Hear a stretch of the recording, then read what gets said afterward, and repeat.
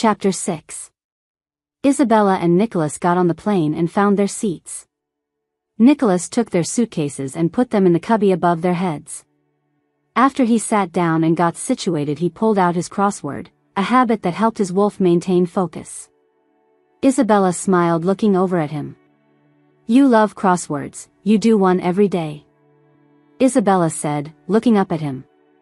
"Yeah, I do. I've done one every day for 24 years now." "Why?" Isabella asked curiously, her wolf interested in his routines.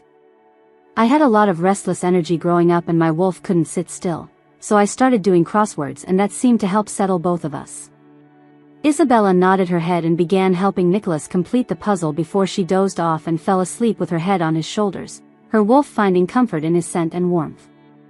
"Isabella, we are here," Nicholas whispered, shaking her gently, his wolf reluctant to disturb her peace. Isabella opened her eyes and looked into his, her wolf immediately alert. "We are here already." "I'm sorry," Nicholas the first didn't mean to sleep the entire flight. "I didn't keep you company at all." Isabella pouted. "You are completely fine. I slept for about 2 hours." Nicholas told her and Isabella nodded, his wolf having been content with her closeness. Nicholas grabbed their things and they walked off hand in hand. He knew exactly which one was Isabella's mother. She was smiling brightly and was just an older version of Isabella. They looked very similar, clearly from the same bloodline. "Hey Mandy." Elena excitedly gave her a hug, her wolf joyful at her daughter's return. "Hey Mama," Isabella said, squeezing her back, her wolf relaxing in familiar pack territory. "Oh my God, Isabella, look at your stomach," her mother exclaimed, looking down at it, her wolf immediately assessing the growing pup. Isabella nodded and she turned to Nicholas standing beside her. "Mama, this is Nicholas Stone." "Nicholas, this is my mother Elena Carter." Isabella introduced them using their full pack names. "Hi, it's nice meeting you, ma'am," Nicholas said, extending his hand, his wolf showing proper respect to the pack matriarch. Elena ignored his hand and pulled him in for a hug, her wolf accepting him into the family circle. "It's nice meeting you too, Nicholas," her mother told him. "Mom, where's Dad?" Isabella said, glancing around, her wolf seeking the alpha's presence. "Oh, he's in the car. Come on, let's go on out." Nicholas grabbed the suitcases and all the bags, walking behind the two women who were talking about everything, his wolf content to follow and protect. "How far along are you?" Elena asked, her maternal wolf needing updates. "I will be 6 months old next week," Isabella told her, smiling. "And do you know the sex?" she questioned, her wolf curious about the future pack member. "We will find out next week as well." When the three got to the car, William got out and walked around hugging Isabella, his alpha wolf greeting his daughter. "Hey baby girl," William said, eyeing Nicholas who was standing behind Isabella, his wolf assessing the male who claimed his daughter. "Hi Daddy," Isabella said sweetly, her wolf respectful to the pack alpha. William walked back around and popped the trunk without saying a word to Nicholas, his wolf making the stranger wait for acceptance. Isabella rolled her eyes before saying loudly, her wolf frustrated with pack politics. "Daddy, this is Nicholas Stone." "Nicholas, this is my father William Carter," Isabella said, introducing them using formal pack protocol. Nicholas extended his hand greeting him and William shook it, nodding his head, the two wolves acknowledging each other. "Nice meeting you, sir." Nicholas smiled, his wolf submissive to the older alpha. "Likewise." William smiled back, his approval tentative. Nicholas put the luggage in the trunk and took Isabella's snacks out of the bag. He opened both doors for her and her mother, helping them inside the truck, his wolf naturally protective of the pregnant female. "Here you go, Isabella," Nicholas said, handing her some celery and a peanut butter cup, knowing her wolf's cravings. "Thank you, baby.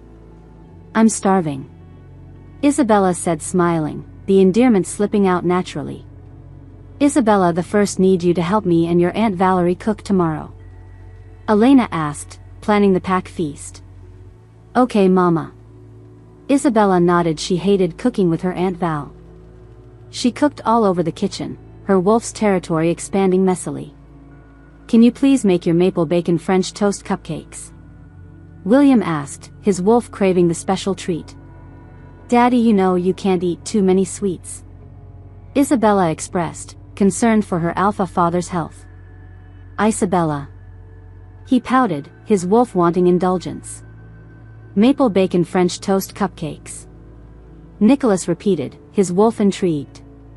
"You haven't made him any Mandy?" her father asked, surprised his daughter hadn't shared pack specialties. "No, she hasn't," Nicholas said, turning to her, and Isabella looked at him, her wolf noting his interest. "Isabella, shame on you," her mother chimed in. "Those cupcakes are to die for," William exclaimed, his wolf remembering the delicious treats. "Daddy, I gave Mama the recipe. She could make you some. She doesn't make them right." He laughed, his wolf preferring his daughter's version.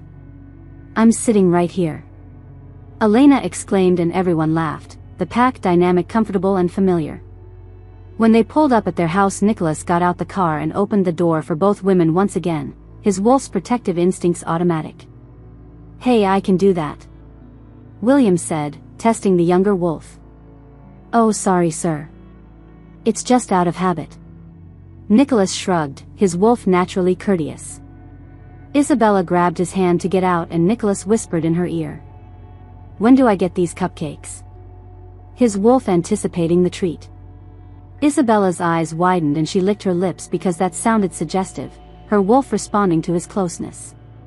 "He's just your friend," she told herself multiple times, though her wolf disagreed.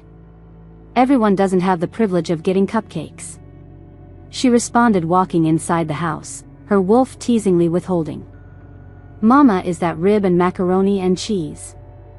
Isabella asked, walking straight to the kitchen, her enhanced wolf senses identifying the meal immediately. "You have a powerful nose," her dad laughed, impressed by her werewolf abilities. "It's the pregnancy that enhances everything," Isabella said, opening the pots and pans on the stove, her wolf needing to inspect the food. "What time is dinner?" Isabella asked, walking back into the living room. "You can put your luggage in the back bedroom on the left," Elena told Nicholas, directing him to their temporary den space. "Dinner is in 2 hours, Isabella. We figured you two would be a little jet-lagged," her mother explained. "Yeah, I shouldn't have napped on the plane," Isabella said as Nicholas came back into the room, her wolf missing his presence even briefly. After dinner, Isabella and her mother were washing dishes and cleaning up while Nicholas and her dad were watching a basketball game, the males bonding through shared interests. "I'm glad you are happy," Elena said, turning to face her, her wolf assessing her daughter's well-being. "Thank you, I really am," Isabella said, smiling, her wolf content. "I can tell, and he is in love with you," her mother said, her wolf's intuition reading the signs clearly. "You think so?" Isabella asked, her wolf hopeful. "You don't?" Elena questioned, surprised her daughter couldn't sense it. Isabella exhaled, "It's just that we weren't even courting that long before I got pregnant, and now we are permanently going to be in each other's lives for 18 plus years. I didn't want to move too fast in the first place after Ethan." Isabella, "It doesn't take someone long to fall in love or to know if they want to be with someone forever. Wolf bonds can form quickly when it's right," Elena expressed, sharing pack wisdom. "And I know for sure that you love him. I can tell, and this love is different than what you had for and with Ethan," she continued, her wolf recognizing true mate potential. Isabella nodded her head and smiled, her wolf agreeing with her mother's assessment. The two women walked into the living room saying they were getting ready for bed. "I can sleep on the couch tonight," Nicholas stated. "I don't want to disrespect you both or your territory by sharing a bed unmarried," he finished, his wolf showing proper pack etiquette. "Being together is how you both got into this situation in the first place," Elena said, laughing, her wolf amused by his politeness. "Mama," Isabella gasped, and her and Nicholas blushed, both wolves embarrassed. I'm just saying that it's not going to hurt anything now. Her mother said her wolf was practical about the situation. Nicholas pulled the covers back and got into the bed behind Isabella, trying to keep his distance, his wolf respectful but wanting closeness. Do you mind if I cut the TV on? Nicholas asked her. No, I don't mind. Find something good to watch. Isabella said, yawning, her pregnant wolf tired. Nicholas cut the TV on and scrolled through until he stopped on the movie Valentine's Day. No, nobody wants to watch this. Isabella protested. What's wrong with Valentine's Day? Nicholas asked, confused. It's a stupid holiday and a stupid movie. Isabella huffed, her wolf dismissive. You don't like Valentine's Day and you were married for more than 10 years. Nicholas asked, confused, using werewolf terminology. What does not liking Valentine's Day have to do with being mated? Because you always had someone to spend it with or to go all out for you. Nicholas said sincerely, his wolf understanding pack bonding rituals. Nobody has ever gone all out for me on Valentine's Day. Isabella told him seriously, turning in the bed to face him. And I've only ever been with Ethan. Intimately. Nicholas questioned, shocked, his wolf surprised by her limited experience. Yes, intimately, romantically, or in a relationship period. Isabella said. Wow. Nicholas stated, his wolf processing this information. What's the wow for Nicholashaman? Isabella asked, sitting up now. It's nothing really. You are very admirable. He said, his wolf respecting her choices. Why? Because I'm basically a nun. Isabella laughed. You are far from a nun. Nicholas chuckled and then stopped because he was referring to what he witnessed a few weeks ago, his wolf remembering her emotional vulnerability. Let's just watch this movie. Isabella said, scooting back down in the bed. Isabella woke up in the middle of the night and slowly turned on her side and watched Nicholas sleep, her wolf studying his peaceful form. She had been thinking about her growing feelings for him and how much she cared about him. Maybe she should just tell him how she felt and see what happens. She pushed him slightly twice, waking him up, her wolf needing his attention. Hey Isabella, you okay? Nicholas questioned, opening his eyes fully, his wolf immediately alert to her needs. I'm fine. I just want to talk to you about something important. Isabella said, biting her lip, her wolf finally ready to express its feelings. What is it? Nicholas asked, his mind clearing from sleep. I like you, okay. And I have for a while now. More than just friends. Isabella said, nervously fiddling with her hands as she waited for his response, her wolf vulnerable. I like you too, Isabella. More than I probably should. Nicholas told her seriously, staring into her eyes, his wolf responding to her confession. You are the most beautiful woman I have ever laid eyes on, and you have the biggest and warmest heart. He added, his wolf sincere in its praise. Isabella smiled, looking at him as she scooted closer to him, her wolf seeking emotional connection. Nicholas took this opportunity and brought his hand to her waist, pulling her closer to him, his wolf wanting to comfort her. He leaned in and kissed her lips softly, and she happily kissed him back, both their wolves singing at the contact. Isabella sighed contentedly into the kiss as it became more meaningful and passionate. Nicholas felt his heart racing as he kissed her tenderly, loving her gentle responses, his wolf completely devoted to her. Isabella felt overwhelmed with emotion and pulled back slightly, resting her forehead against his. She was breathing heavily from the intensity of finally expressing their feelings, her wolf content but overwhelmed. Nicholas looked into her eyes, both of them feeling the weight of this moment and what it meant for their relationship, his wolf understanding the significance. This changes everything between us, Isabella whispered, her voice full of emotion, her wolf recognizing the shift in their bond. I know, Nicholas replied softly, stroking her cheek gently. But I want this. I want us. His wolf making a commitment. They held each other close, talking quietly about their feelings and what this meant for their future together. Both of them felt a deep sense of rightness about finally acknowledging their connection, their wolves completely at peace. After an hour of gentle conversation and tender kisses, they settled into comfortable positions, with Isabella's head on Nicholas's chest. Both of them felt emotionally exhausted but incredibly happy. Their wolves finally bonded on a deeper level. "We should probably get some sleep," Nicholas whispered, running his fingers through her hair, his wolf protective and caring. Isabella agreed sleepily, feeling more content and secure than she had in years, her wolf completely satisfied. They drifted off to sleep holding each other, both knowing that when they woke up, their relationship would be forever changed for the better, their wolves united in love. Nicholas woke up the next morning feeling incredibly happy, remembering their conversation and the breakthrough in their relationship, his wolf content and hopeful. When he woke up he expected to see Isabella still in bed, but her side was empty. He got dressed for the day and walked out into the living room. He saw her dad sitting on the couch, the pack alpha holding court. "Good morning, sir," Nicholas said, walking closer, his wolf showing respect. "Nicholas, why are you so formal? You can call me William or Bill," William told him, his wolf testing the boundaries. "Okay, William." Nicholas laughed, his wolf adjusting to the casual dynamic. And he nodded. "Where is Isabella?" Nicholas asked, his wolf seeking his newfound love. "Her mother and her left the store to grab things for tonight," her dad told him. Nicholas pulled out his phone and sure enough it was a text from Isabella saying she went to the store and to text if he wanted something. Nicholas texted back that he was fine and for her to be safe, his protective instincts engaging. "So when are you going to make an honest woman out of my daughter?"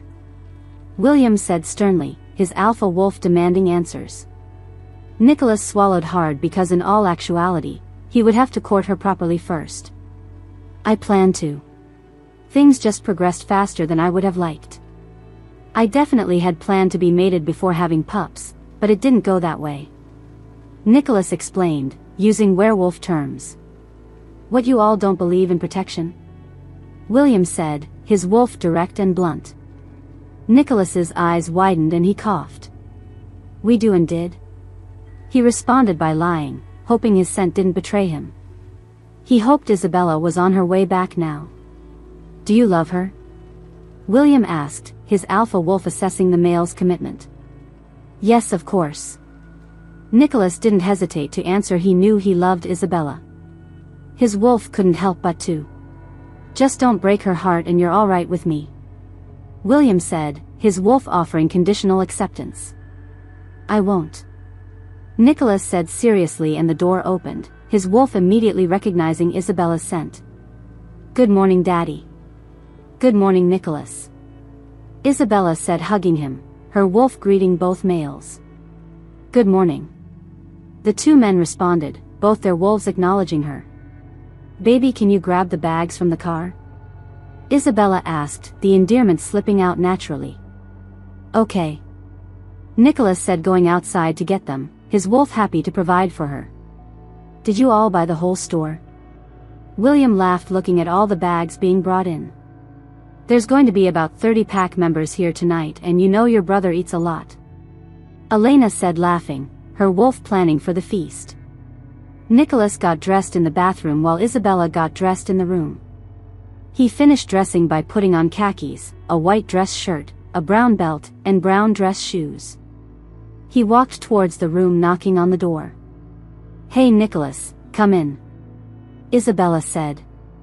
Nicholas walked in and grabbed his watch off the nightstand, putting it on, his wolf noting her beautiful appearance. "Nicholas, I can't fit this dress," Isabella huffed, sitting on the edge of the bed, her pregnant wolf frustrated. "What, you look incredible." "It fits," Nicholas confirmed, looking her up and down, his wolf appreciating her form. Isabella had on a white sweater dress. She had makeup on and even eyelashes. She paired her outfit with gold jewelry. "That's the problem. It's tight everywhere, showing off everything," Isabella expressed, leaning back. "And this stomach keeps growing every day, an insane amount." "Isabella, you look beautiful and you can't help the assets that you have." "I think it's stunning personally," Nicholas said, his wolf finding her irresistible. That made Isabella blush, her wolf preening under his praise. Thank you, Nicholas. Help me put these shoes on. Heels. Are you sure? Your feet are going to hurt. Nicholas said seriously, looking at the tan shoes, his wolf concerned for her comfort. They are knee-high heel boots. They are sturdier and more comfortable than regular platforms. Nicholas helped Isabella put her shoes on and then helped her up off the bed. She did look stunning, his wolf thought proudly. Isabella grabbed her Louis Vuitton purse and grabbed Nicholas's hand, walking out the room, her wolf confident and beautiful. Wow, well, don't you two look nice? Elena said, coming out of the kitchen wearing a blue dress and heels. Thank you, Mama. Isabella smiled, her wolf pleased by the compliment. Here, let me take a picture of you both. She smiled, her wolf wanting to capture the moment. Nicholas wrapped his arms around Isabella and she stood in front of him, his wolf protective and possessive. Even with heels on, he was still significantly taller than her. The two smiled in one and Nicholas kissed her cheek in another, their wolves comfortable with the intimacy. Nicholas took a picture of Isabella and her mom together. And then another one with her dad when he came into the room. Come on before we're late. Elena told them, walking out, her wolf eager for the pack gathering. They walked into the church, friends and family, and pack members were all shaking hands with Isabella. Talking and giving her hugs, meeting Nicholas, their wolves welcoming her home. Who is this handsome male? Valerie asked Isabella after hugging her, her wolf approving of Nicholas's appearance. Aunt Val, this is my boyfriend Nicholas Stone. Nicholas, this is my mom's sister Valerie. Isabella said, scrunching her nose up, using the relationship term naturally, though her perfume was strong as hell to sensitive wolf noses. Nice meeting you. Nicholas said, his wolf polite despite the overwhelming scent. Isabella sat into the pew with Nicholas beside her and she rolled her eyes as her female cousins kept staring at Nicholas, her wolf territorial and annoyed. She didn't even want to introduce him to them, but she knew she would have to go back to the house. You see her right there? Isabella said, nodding her head towards a woman in a tight black dress and tall heels. Yeah, what about her? Nicholas asked, his wolf curious. When we get back to my parents' house tonight, stay away from her. That's my cousin Natasha and she sleeps with everyone's mate. You may not be mine officially, but I'll be damned if she tries it with you. Isabella said sternly, her wolf fiercely protective. Nicholas chuckled, I'm serious, Nicholas Stone. Isabella insisted. I know you are. I will not go near her. Nicholas said, grasping her hand, his wolf amused by her possessiveness but committed to her wishes. They sat and waited for the service to begin and they watched as the pastors walked out and said their greetings. I see a familiar face in the crowd. Is that Isabella Carter back home? Pastor Mark asked from the pulpit. Isabella blushed then waved at him as the whole church turned to look at her, her wolf shy under all the attention. Our songbird moved across the country and is a gifted surgeon. He smiled. Isabella, come on up here and bless us with your beautiful voice. Isabella blushed even harder and shook her head no in a polite manner, her wolf preferring to stay hidden. Everyone turned and looked at her, smiling, waiting for her to get up. Nicholas turned to Isabella and smiled. He didn't even know she could sing, his wolf intrigued by this hidden talent. Go on up there. Her mother encouraged her wolf, proud of her daughter's gifts. Isabella took a deep breath and stood up, her wolf resigned to performing. Nicholas stood up as well to let her out of the pew. He knew she was nervous, so he kissed her cheek and whispered in her ear. You will do great. Isabella nodded and walked down the aisle, his encouragement giving her wolf confidence. She was handed a microphone and Isabella walked over to the minister of music telling him what song and key. Nicholas listened as Isabella talked about new beginnings and blessings in the upcoming year. She also talked about how amazing God was while the music was playing. He watched as the choir stood behind her and she started singing, Amazing by Ricky Dillard. She was beautiful and she sounded beautiful, his wolf mesmerized by her voice. He sat in awe of her voice and talent. The whole church was standing on their feet. You were amazing. Nicholas whispered when she sat back beside him, his wolf proud of her performance. Thank you. Isabella blushed, her wolf pleased by his praise. Why didn't you tell me you could sing? Nicholas asked, his wolf wanting to know everything about her. It wasn't important and I sang along to the radio in the car with you. Isabella shrugged. That is not the same and you know it. He whispered back chuckling, his wolf delighted by her modesty. Nicholas and Isabella stopped talking when the pastor started preaching, both their wolves respectfully attentive. After a while they were standing on their feet praying, and after the amens everyone shouted Happy New Year's to each other. Nicholas watched as everyone greeted Isabella and told her how good she did on the song and how they missed hearing her voice, the pack clearly valuing her talents. When they got back to her parents' house, Nicholas was introduced to so many people. Her aunts, uncles, and distant cousins, the extended pack welcoming him. Tiffany, Maya, Crystal, this is Nicholas. Nicholas, these are my cousins. Isabella said, drinking her orange juice. Nicholas smiled and then was called by William into the dining room with the males, following pack hierarchy. Damn Isabella, he is fine. Maya squealed and Isabella laughed, her wolf agreeing but staying modest. Where did you meet him again? Tiffany asked, laughing. At work. Isabella responded. He can give me plenty of checkups. Crystal laughed, her wolf appreciating his medical profession. How did Ethan take this news? Tiffany said, putting her hands on her stomach, referencing the pregnancy. He was pissed, but so what? Isabella smirked, her wolf unconcerned with her former mate's reaction. So how's the relationship going? Maya started with a suggestive tone. I know where you're going with that and I'm not answering. Isabella said firmly, her wolf private about intimate matters. I'm just saying you're walking around glowing and I don't think it's just from pregnancy alone. Maya chuckled out, her wolf sensing the contentment. Ugh, I'm done with this conversation. Isabella blushed and went into the kitchen to finish up cooking, her wolf embarrassed but pleased. Nicholas walked out of the dining room and sat on the couch where a few people were watching TV, his wolf relaxed after male bonding. He felt the couch dip beside him. So he turned to see who it was. Natasha said to himself, remembering Isabella's warning. He scooted over on the couch and pulled out his phone, his wolf immediately alert to the threat. Tell me about yourself.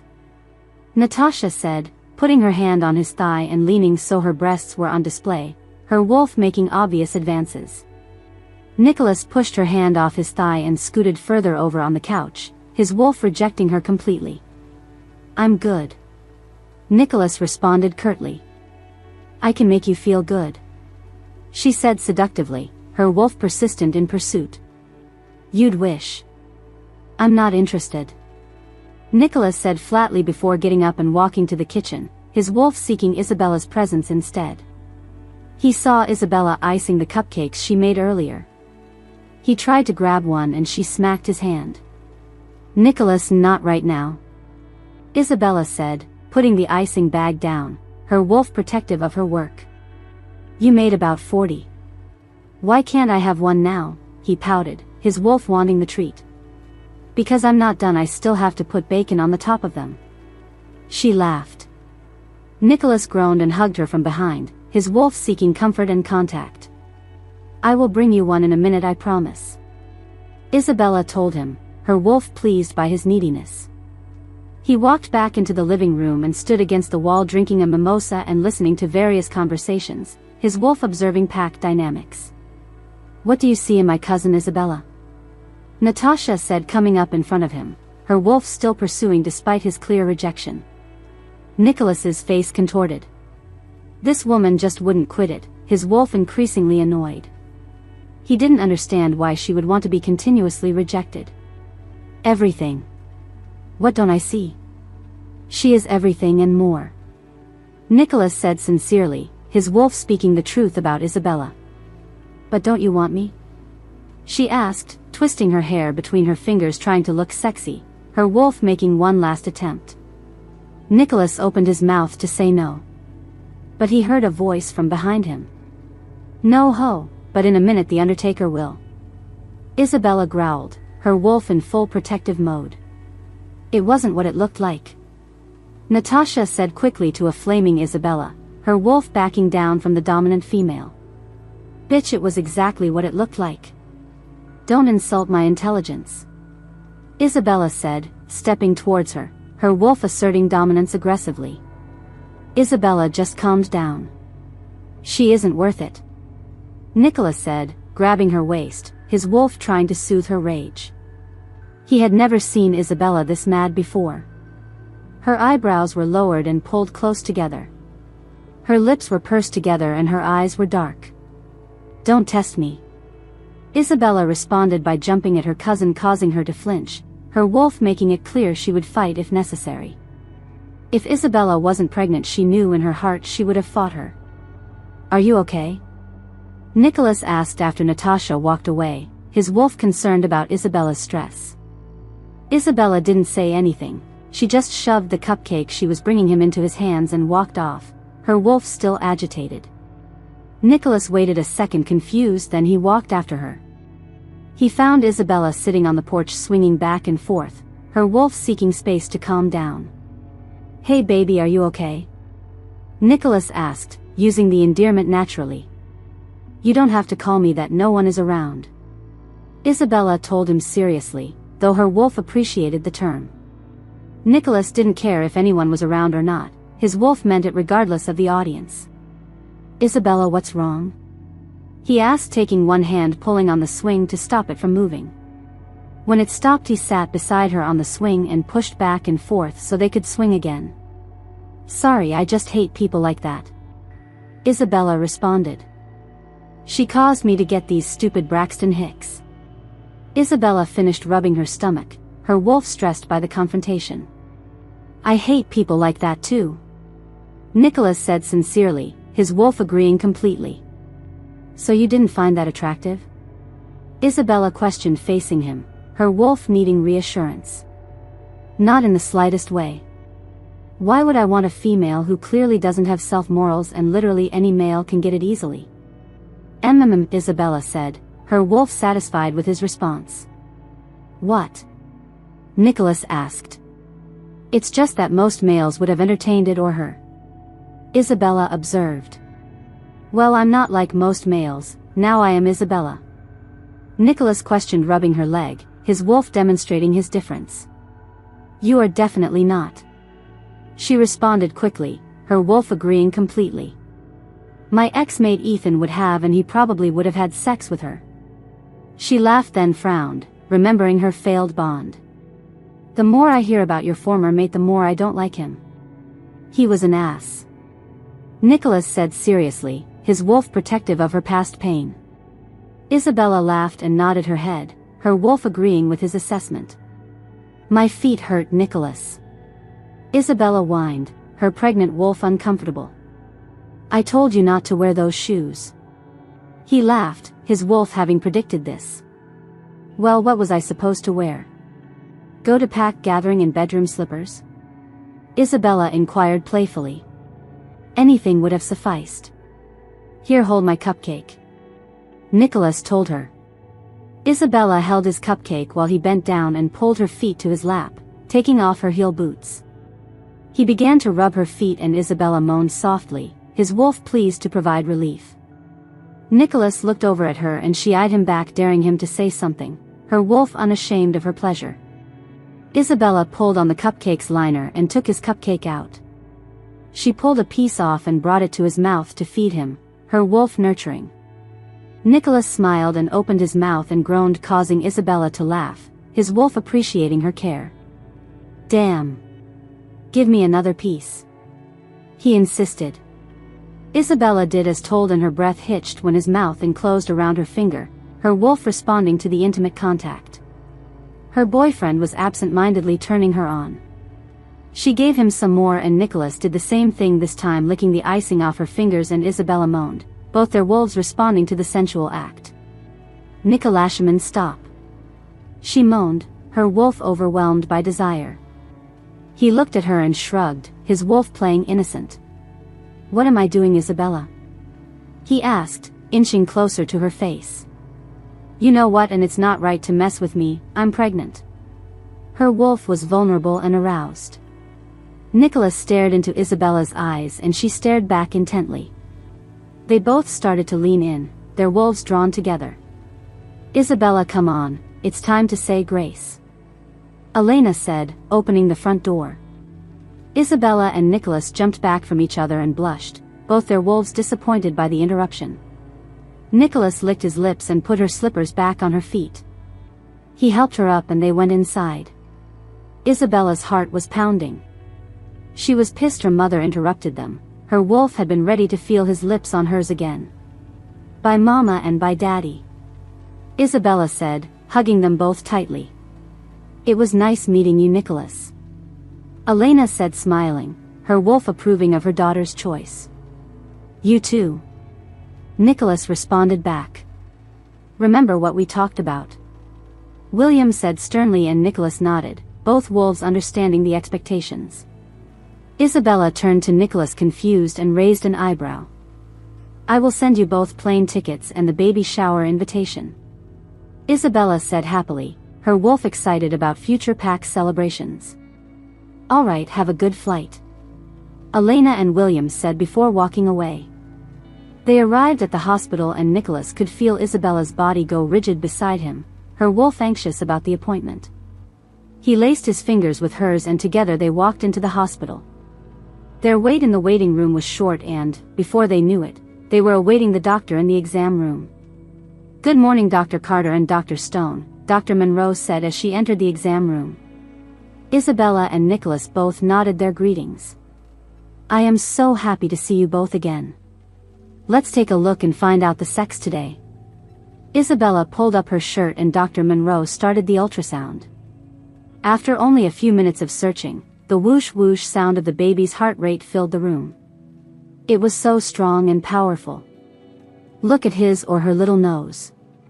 It looks just like yours. Nicholas whispered into her ear and her smile got impossibly bigger, his wolf noting family resemblance. Ah, look at our pup. Isabella said, cooing, her wolf maternal and protective. Well, actually that's not your pup. Dr. Monroe said and Isabella looked confused, her wolf immediately alert. What do you mean? Those are your pups. She said and they both couldn't believe their ears. What? Come again? Isabella asked in shock, her wolf overwhelmed. Congratulations, you're having twins. Dr. Monroe exclaimed and a smile formed on Nicholas's face. Twins. We're having twins. Nicholas said, shocked but excited, his wolf thrilled at the prospect of multiple offspring. This is unbelievable, Isabella uttered clearly, not happy, her wolf panicking. She just went from being single with 2 kids to 3. Nicholas turned to look at Isabella who had her arms crossed and he could tell her mind was racing, her wolf stressed. Isabella, are you okay? I'm fine, Nicholas. I just need a minute to process. I'm excited, I really am, just caught off guard is all. Her wolf is trying to adjust to this new reality. Nicholas nodded his head, still unsure, his wolf concerned about her reaction. Shall we continue to see the sex of them both? Dr. Monroe asked. Isabella nodded wildly, actually smiling this time, her wolf curiosity overriding stress. The doctor moved the wand around and looked. Okay, congratulations, baby A is a girl. A girl. Isabella exclaimed, clapping her hands, smiling, and Nicholas smiled, kissing her forehead, both their wolves celebrating. And baby B is also a girl. Dr. Monroe said, pointing between the baby's legs. 2 girls. Nicholas cheesed, his wolf imagining future pack princesses. Isabella got off the examining table and waited for their ultrasounds to be printed as she kept wiping her tears, her wolf emotional and overwhelmed. It's really 2 girls. She said happily, her wolf finally accepting the blessing. Oh my God. It's going to be 2 miniature versions of you. Nicholas said, frowning a little, his wolf both excited and terrified. Isabella hit him in his stomach, and you say that like it's a bad thing. She huffed, her wolf offended. No, no. They are just going to be beautiful and that means trouble when they're older. Nicholas clarified quickly, his wolf already protective of the future females. Oh. You cleaned that up nicely. Isabella laughed, her wolf appeased. The technician came back with their pictures and Nicholas and Isabella left. It all makes sense now. No wonder I'm huge. Isabella chuckled, her wolf understanding her body's changes. You are not huge. Nicholas stated, his wolf finding her beautiful in any state. Whatever you say, Dr. Stone. Isabella said, buckling up. What do you want to do for the rest of the day? Nicholas asked. Baby shopping and the nursery. Isabella smiled, her wolf nesting instinct strong. Chapter 7. Isabella walked inside her house and set her purse down on the table beside the door. She gasped looking at everything, her wolf immediately sensing the romantic atmosphere that filled their den. There were red, pink, and white balloons everywhere along with balloon towers. Candles and big bouquets of roses filled the room. Isabella walked further and read the little sayings in rose petals on the floor. Be mine, hugs and kisses, me and you, soul mates, each word making her wolf's heart race. When she got into the living room she smiled. There was a blanket in the middle of the floor with a basket on top. Wine glasses and silver plate covers like the kind in restaurants awaited her. She saw several beautifully wrapped gifts as well. Nicholas. Isabella called out as she walked through some Hershey kisses scattered on the floor, her wolf following the sweet trail he'd created. When Nicholas walked out from the direction of the kitchen, Isabella looked up. He looked incredibly handsome and he was wearing a suit, making her wolf purr with appreciation. What is all this and why are you wearing a suit? Isabella questioned, her wolf curious about his formal attire. You told me last month that no one had ever went all out for Valentine's Day for you. So I wanted to be the one to do it. Nicholas explained, his wolf wanting to claim this special first for her. Oh my goodness, Nicholas. Isabella said, wiping her eyes that started watering, her wolf emotional at his thoughtfulness. So let me do this the correct way. Nicholas said, grabbing a poster from behind him. Isabella, now that I have kissed the ground you walked on, will you be my Valentine? Isabella read the poster and then started laughing, just realizing why she walked through Hershey kisses. Her wolf was charmed by his creativity. Nicolashman, you are so corny, but I would love to be your Valentine. She responded, blushing at him, her wolf delighted by his romantic gesture. I wish I would have known, would have worn something else. Isabella said, pouting. You look beautiful. Nicholas told her seriously, looking at the skirt and blouse she had on from work, his wolf finding her attractive always. Isabella smiled, thank you, but can I go change really quickly? Isabella asked, looking up at him. Of course. Nicholas smiled, his wolf patient and understanding. Isabella walked upstairs to her bedroom and changed into a beautiful white dress that made her feel elegant and confident. When she was finished getting dressed she walked downstairs, her wolf feeling beautiful and special. Nicholas looked up as he heard her approaching. You're stunning. He whispered, his wolf mesmerized by her beauty. Isabella grabbed Nicholas's hand and he led her to the floor in their living room. He helped her sit down on the pillow in front of her covered dish, his wolf attentive to her comfort. Isabella took in everything again, it was a beautiful setup. She especially loved the chocolate fountain, her pregnant wolf craving the sweet treats. After Nicholas sat down and got situated, Isabella opened the dish cover and saw a lobster tail, filet mignon, asparagus, and a baked potato. Nicholas, everything is so beautiful and this is the sweetest thing that anyone has ever done for me. Thank you. Isabella told him seriously, her wolf grateful for his efforts. You are welcome and you don't have to thank me. Nicholas said, grabbing her glass and pouring her some sparkling cider. You're good at romantic gestures. Isabella complimented as she ate her food. It's easy when you do it for someone special. Nicholas stated, his wolf speaking from the heart. Isabella's eyebrow went up in curiosity and she stared at him, waiting for him to elaborate. I care about you, Isabella. More than I probably should. Nicholas told her seriously, his wolf finally being honest. I care about you too. Isabella said back quickly, thinking he meant as a friend. No, not just as a friend. I want to be with you and have a real relationship with you. Nicholas said, clarifying what he meant, his wolf laying its feelings bare. Oh. Isabella said, surprised and feeling her heart race after his confession. I want routine with you. I want waking up in the morning to the sun shining or rain pouring with you. I want home with you. I want late night TV and quiet conversations with you. I want slow dancing in our living room, in our house, in our home with you. I just want you. Nicholas said sincerely, his wolf expressing its deepest desires. I want all of that with you too, Nicholas.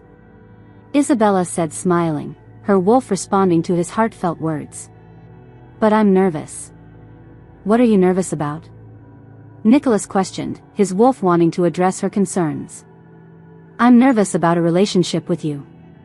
I've only ever been in one and that went badly. My ambition ended my marriage and I don't want to do that to you.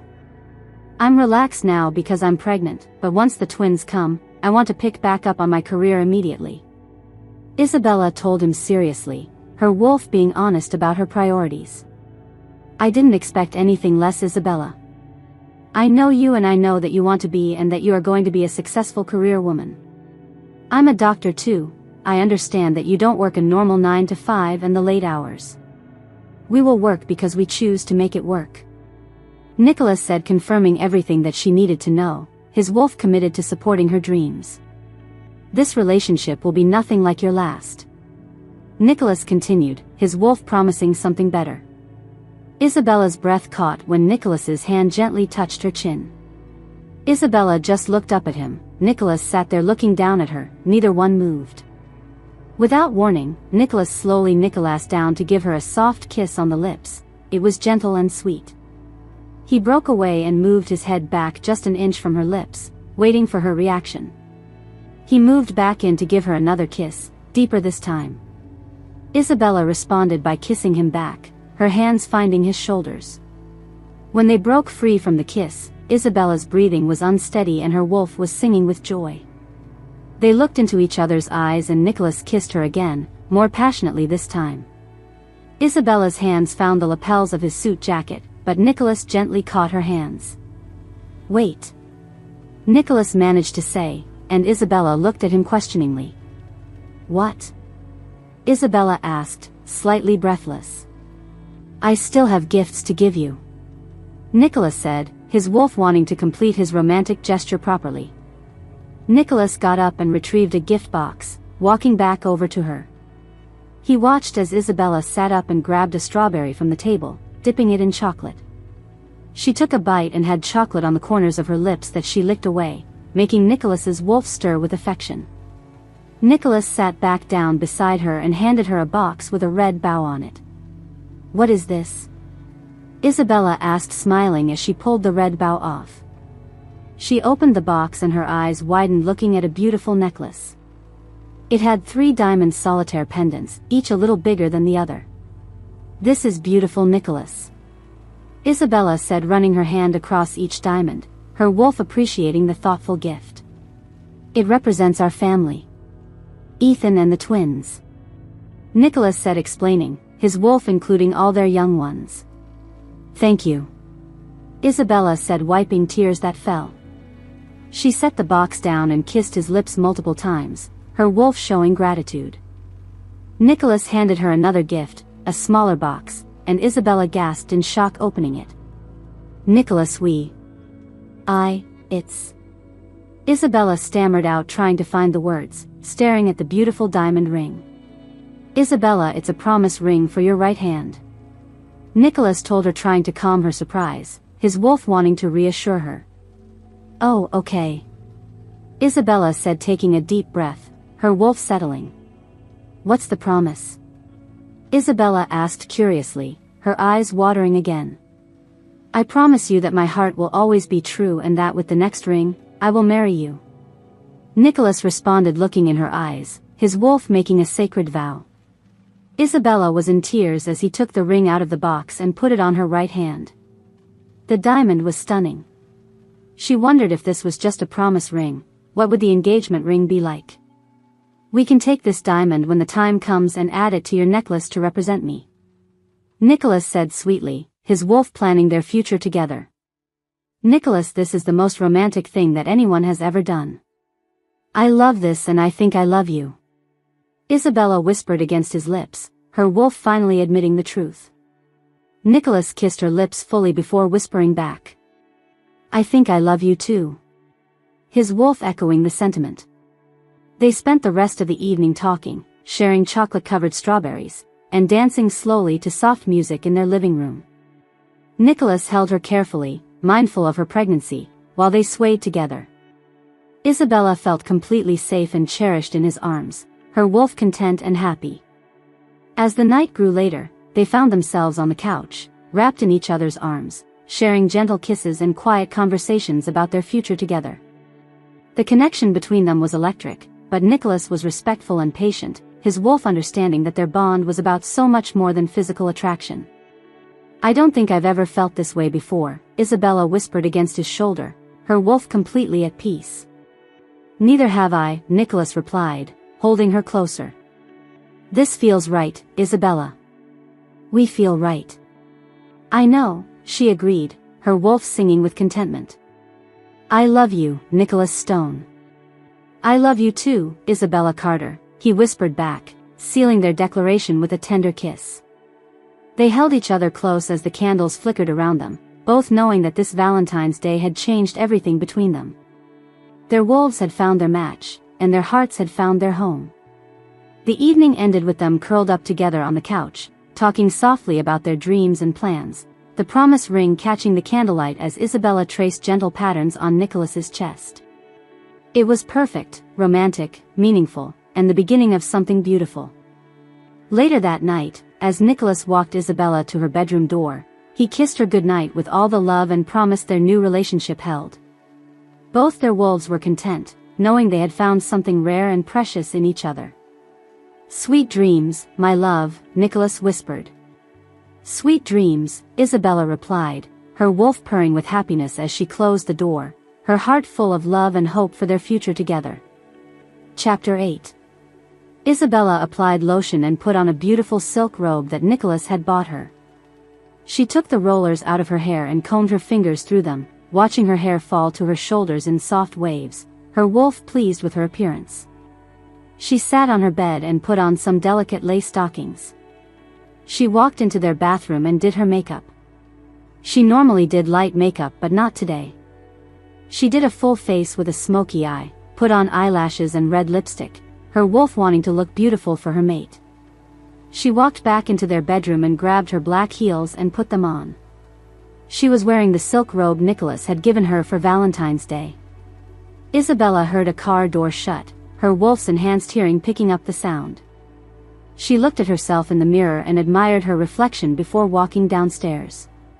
She would have to dress up like this again when she wasn't carrying the twins, her wolf looking forward to future romantic evenings. Before he could put his key in, Isabella unlocked the door and pulled it open smiling, expecting to surprise Nicholas. Cartery dash, Mark said looking her up and down then smirking. Isabella's eyes widened looking at the faces of Derek, Mark, and Owen. Derek and Owen were trying their best not to look at her inappropriate attire, but were failing miserably. Mark didn't care. She didn't even know if he blinked, their wolves all recognizing the awkward situation. Isabella quickly scooted behind the door and leaned her head over. What in the world are you all doing here? Isabella called out, her wolf embarrassed. For the party. Derek answered, his face red, holding a bowl of something. What party? Isabella questioned, her wolf confused. The Super Bowl party potluck that you and Nicholas are hosting, Owen explained. We don't host parties. Isabella responded, frustrated and her wolf agitated. Are you going to let us in? Mark asked holding 2 cases of drinks. Isabella didn't know how she was going to handle this, but she was frustrated and when she made it upstairs Nicholas was going to get an earful from both her and her wolf. Okay, I'm going to shut this door and give me 30 seconds to get upstairs, then put your food on the kitchen counter and make yourselves comfortable in the living room. Isabella said shutting the door. She moved as fast as she could to the stairs and walked up them, hearing the door open behind her, her wolf seeking the safety of their bedroom. Isabella walked into her room and closed the door firmly. She picked up her phone, dialing Nicholas's number. Nicholas Stone. Isabella said with clear frustration. Hey baby, did Shepard, Sloane and Hunt show up yet? Yes, they sure did, and I answered the door in my robe. Isabella said, irritated, her wolf still embarrassed. What? You did what, Isabella? Nicholas asked, concerned. Why are there people at our house, Nicolashman? Isabella asked, clicking her teeth in annoyance. Hold on, Isabella, I'm pulling into the driveway now. Nicholas stated. Isabella listened as he was moving around. He must have gotten groceries.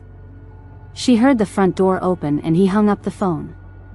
Nicholas walked into his house and put his coat by the front door. He walked to the kitchen, setting the bags down. Then he walked into the living room and saw everyone sitting with knowing looks on their faces. Derek said, shaking his head, and Owen chuckled. We would like to see you get out of this one. I'm surprised she even let us in. Derek continued. Man, she greets you at the door like that? Mark said, smiling. Quiet. Nicholas said, taking the stairs 2 at a time, his wolf eager to soothe his mate. Nicholas opened their bedroom door and took a deep breath. Hey baby. Nicholas said quietly. His eyes widened when she stood up and he appreciated how beautiful she looked. She was absolutely stunning, his wolf thought admiringly. Nicholas Stone. Isabella said loudly, her wolf demanding answers. Isabella Carter. Nicholas said softly, trying to calm her. You saw that I answered the door like this? He inquired, getting upset that they saw her in her private attire, his wolf protective. Yes, because I thought it was you. I was trying to surprise my man at the door, she explained. Nicholas smiled and walked over, pulling her into him and holding her close, Isabella sighing contentedly. No, Nicolashman. Explain to me why people are showing up to our house, she said, though she melted into his embrace. Isabella the first told you about a Super Bowl party. Almost 2 weeks ago. Nicholas told her seriously, his wolf remembering the conversation. When? Isabella questioned, putting her hands on her hips. Right before. Nicholas started, then trailed off with a knowing smile. Before what? She demanded. Before we got distracted by our romantic evening, Nicholas said diplomatically, remembering their passionate Valentine's night. Isabella's expression softened as she remembered. Oh, that doesn't count. You can't tell me important things when we're being romantic. Nicholas chuckled and pulled her closer. I'm sorry, baby. But I can't ask our guests to leave, especially when we agreed to host and more people are coming. Isabella pouted, but her wolf understood pack obligations. I had special plans for us tonight. Plans that I was not willing to give up. What were you thinking? Nicholas questioned, intrigued. Isabella smirked and looked at him meaningfully.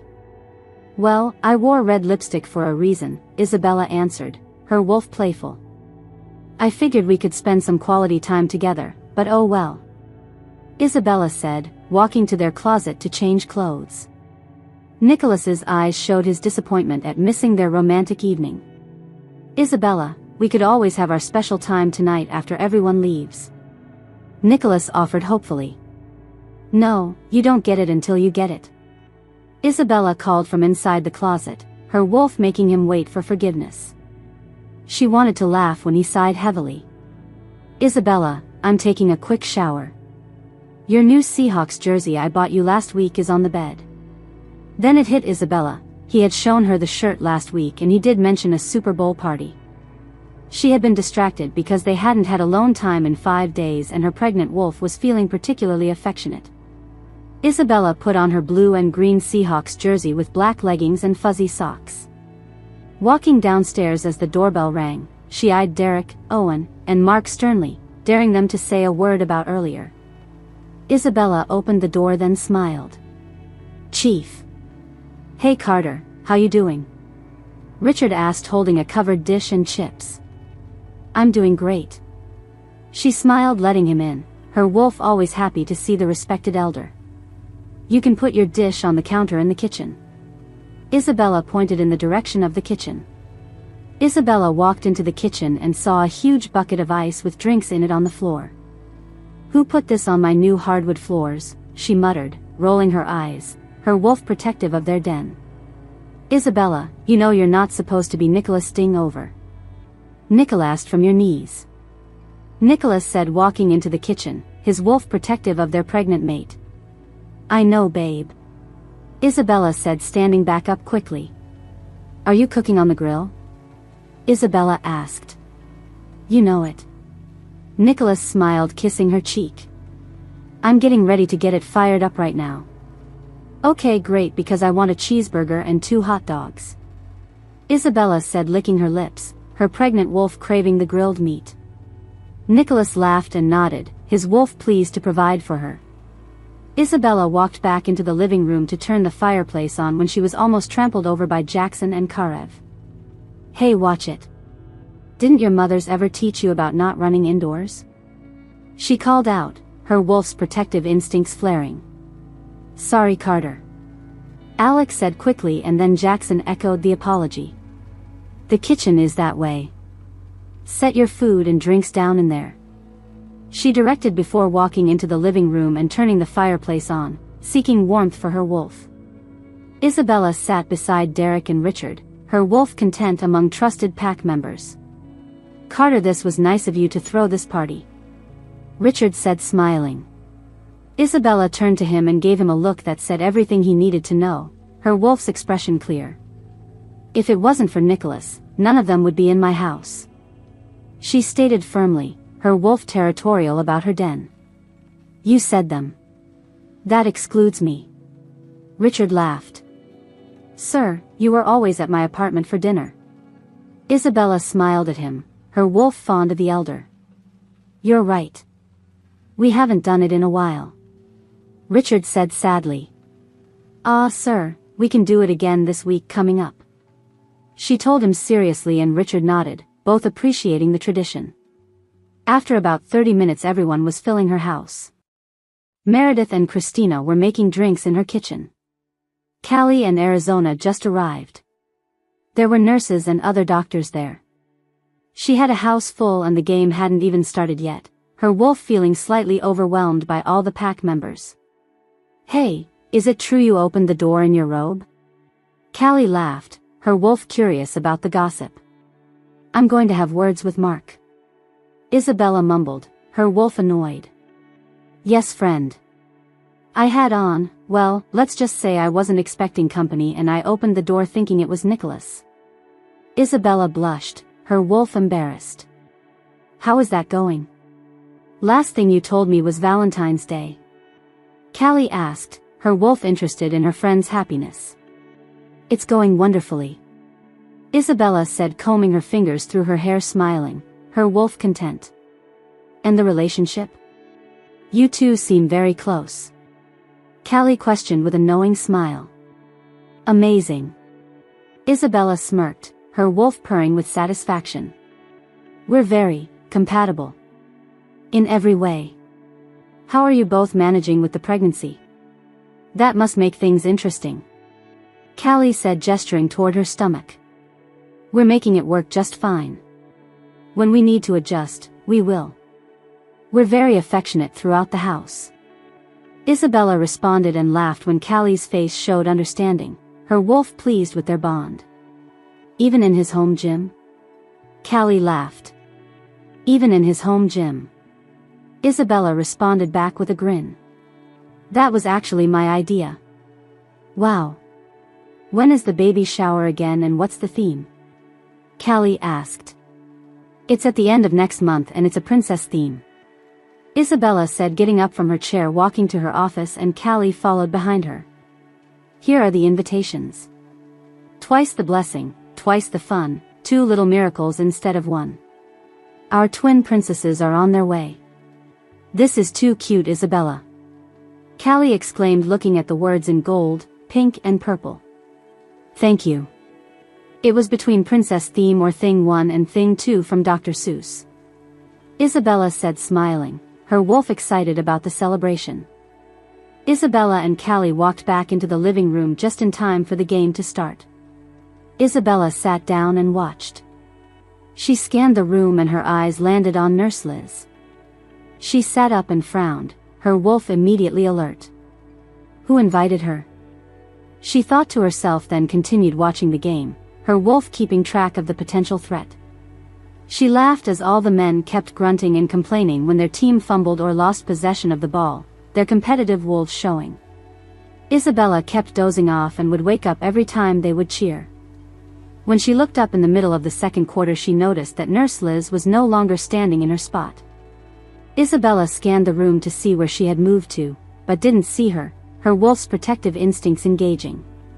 She stood up and slowly made her way to the kitchen where Nicholas was still cooking on the grill.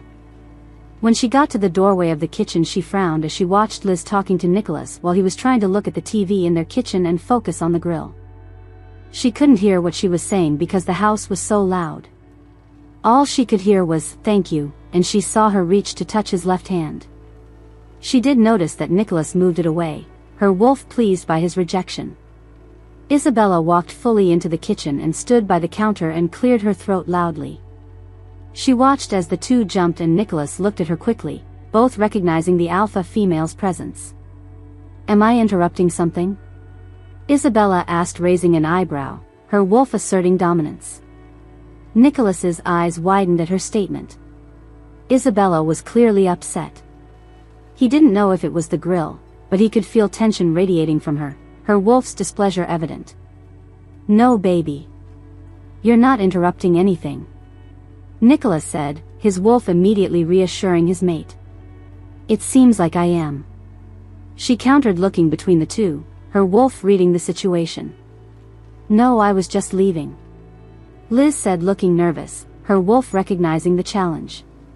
"Sure you were," Isabella said, rolling her eyes. "Learn some house etiquette. Guests don't come into other people's kitchens uninvited, and I don't remember anyone saying that the food was ready," Isabella said firmly, her wolf establishing boundaries. "Isabella, that was a bit stern," Nicholas responded when Liz left, his wolf trying to keep peace. "I could have been worse." "What was she thanking you for, Nicolashman?" Isabella asked, her voice rising slightly, her wolf demanding answers. "She asked me if she could get her burger cooked medium. I told her yes and she said thank you. No more and no less," Nicholas said, flipping the burgers over, his wolf being completely honest. "She was doing entirely too much. This is a party, she takes what she gets. She doesn't get special requests like this is some restaurant," Isabella said, her wolf territorial. Nicholas wanted to chuckle, but knew how serious she was, his wolf reading her mood. "Why would you allow another woman who's interested in you to approach you in my house?" Isabella asked, her wolf protective. "Our house," Nicholas corrected gently. "Our house. That doesn't make it any less concerning," she responded, her wolf still agitated. "I didn't invite her. She probably came with one of her nurse friends," Nicholas said sincerely, his wolf wanting to ease her concerns. "I wish I knew who, so I could ask both of them to leave," Isabella responded coolly, her wolf wanting to remove the threat. Nicholas set his spatula down and came over, wrapping his arms around her waist and kissing her neck then lips, his wolf soothing his mate. "You were jealous," Nicholas said with a gentle smile, his wolf recognizing her possessive behavior. "I was not jealous. Please," Isabella said, hitting his arm playfully, her wolf denying the obvious. "You saw her talking to me and you got territorial," Nicholas chuckled, his wolf amused by her protective instincts. "I was not jealous. I was about to make a scene and ask both of you to leave my territory. Because you were both making me very uncomfortable," Isabella said seriously, her wolf making her boundaries clear but keeping her language appropriate for their guests. Chapter 9. Nicholas the First don't want to wear a crown. Isabella pouted, her wolf feeling self-conscious about the formal pack ceremony accessory. It was the day of their pup shower and Isabella was dressed in her pink fitted mermaid floor-length dress, her wolf preening at how the fabric complemented her pregnancy glow. She was arguing with Nicholas about wearing a gold crown that symbolized her status as the future pack mother. Isabella, it goes with the theme. Nicholas responded, walking out of their bathroom, his wolf admiring how beautiful his mate looked. Isabella looked him up and down in his royal blue suit. He looked handsome and incredibly attractive. She inwardly sighed with appreciation, her wolf responding to his commanding presence. If her parents weren't staying in her guest room, she would claim him right now, her wolf wanting to show her appreciation for such a magnificent mate. Isabella, stop looking at me like that, Nicholas said firmly, his wolf recognizing the desire in her eyes. What, Nicholashaman? Isabella asked, looking over her eyelashes, biting her lip, her wolf playing innocent while her scent betrayed her attraction. Nicholas stalked over with predatory grace and pulled her close to him, his wolf unable to resist her call. He leaned down and captured her lips in a passionate kiss that would have ruined her lipstick, both their wolves singing at the contact. Nicholashaman. Isabella sighed contentedly against his lips, her wolf purring with satisfaction. Nicholas was reaching for the hem of her dress when they heard a knock on their door, both wolves immediately alert to the interruption. Isabella, you two are going to be late to your own pup shower, Elena said through the door, her maternal wolf keeping them on schedule. We are coming, Mama, Isabella said, unwrapping her arms from around Nicholas's neck, her wolf reluctant to break the connection. She smoothed her dress down as it pooled elegantly to the floor. Isabella kissed Nicholas's lips softly before walking over to the mirror, fixing her lipstick.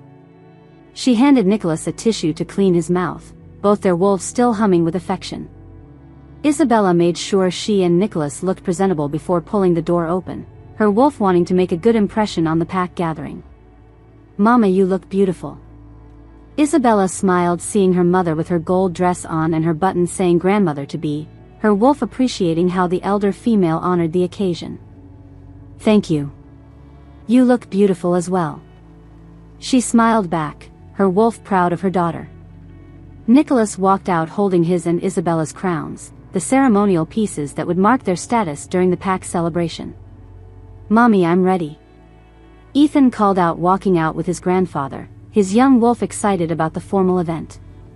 Oh my goodness.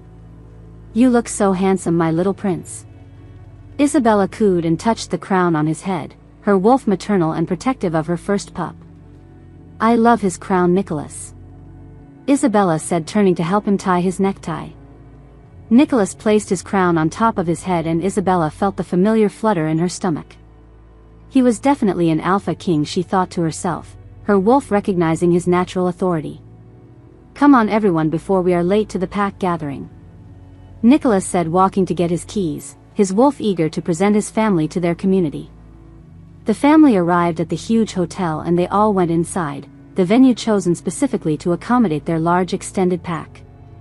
Here, put this on before we go in, Nicholas said, handing her the crown, wanting his mate to be properly honored.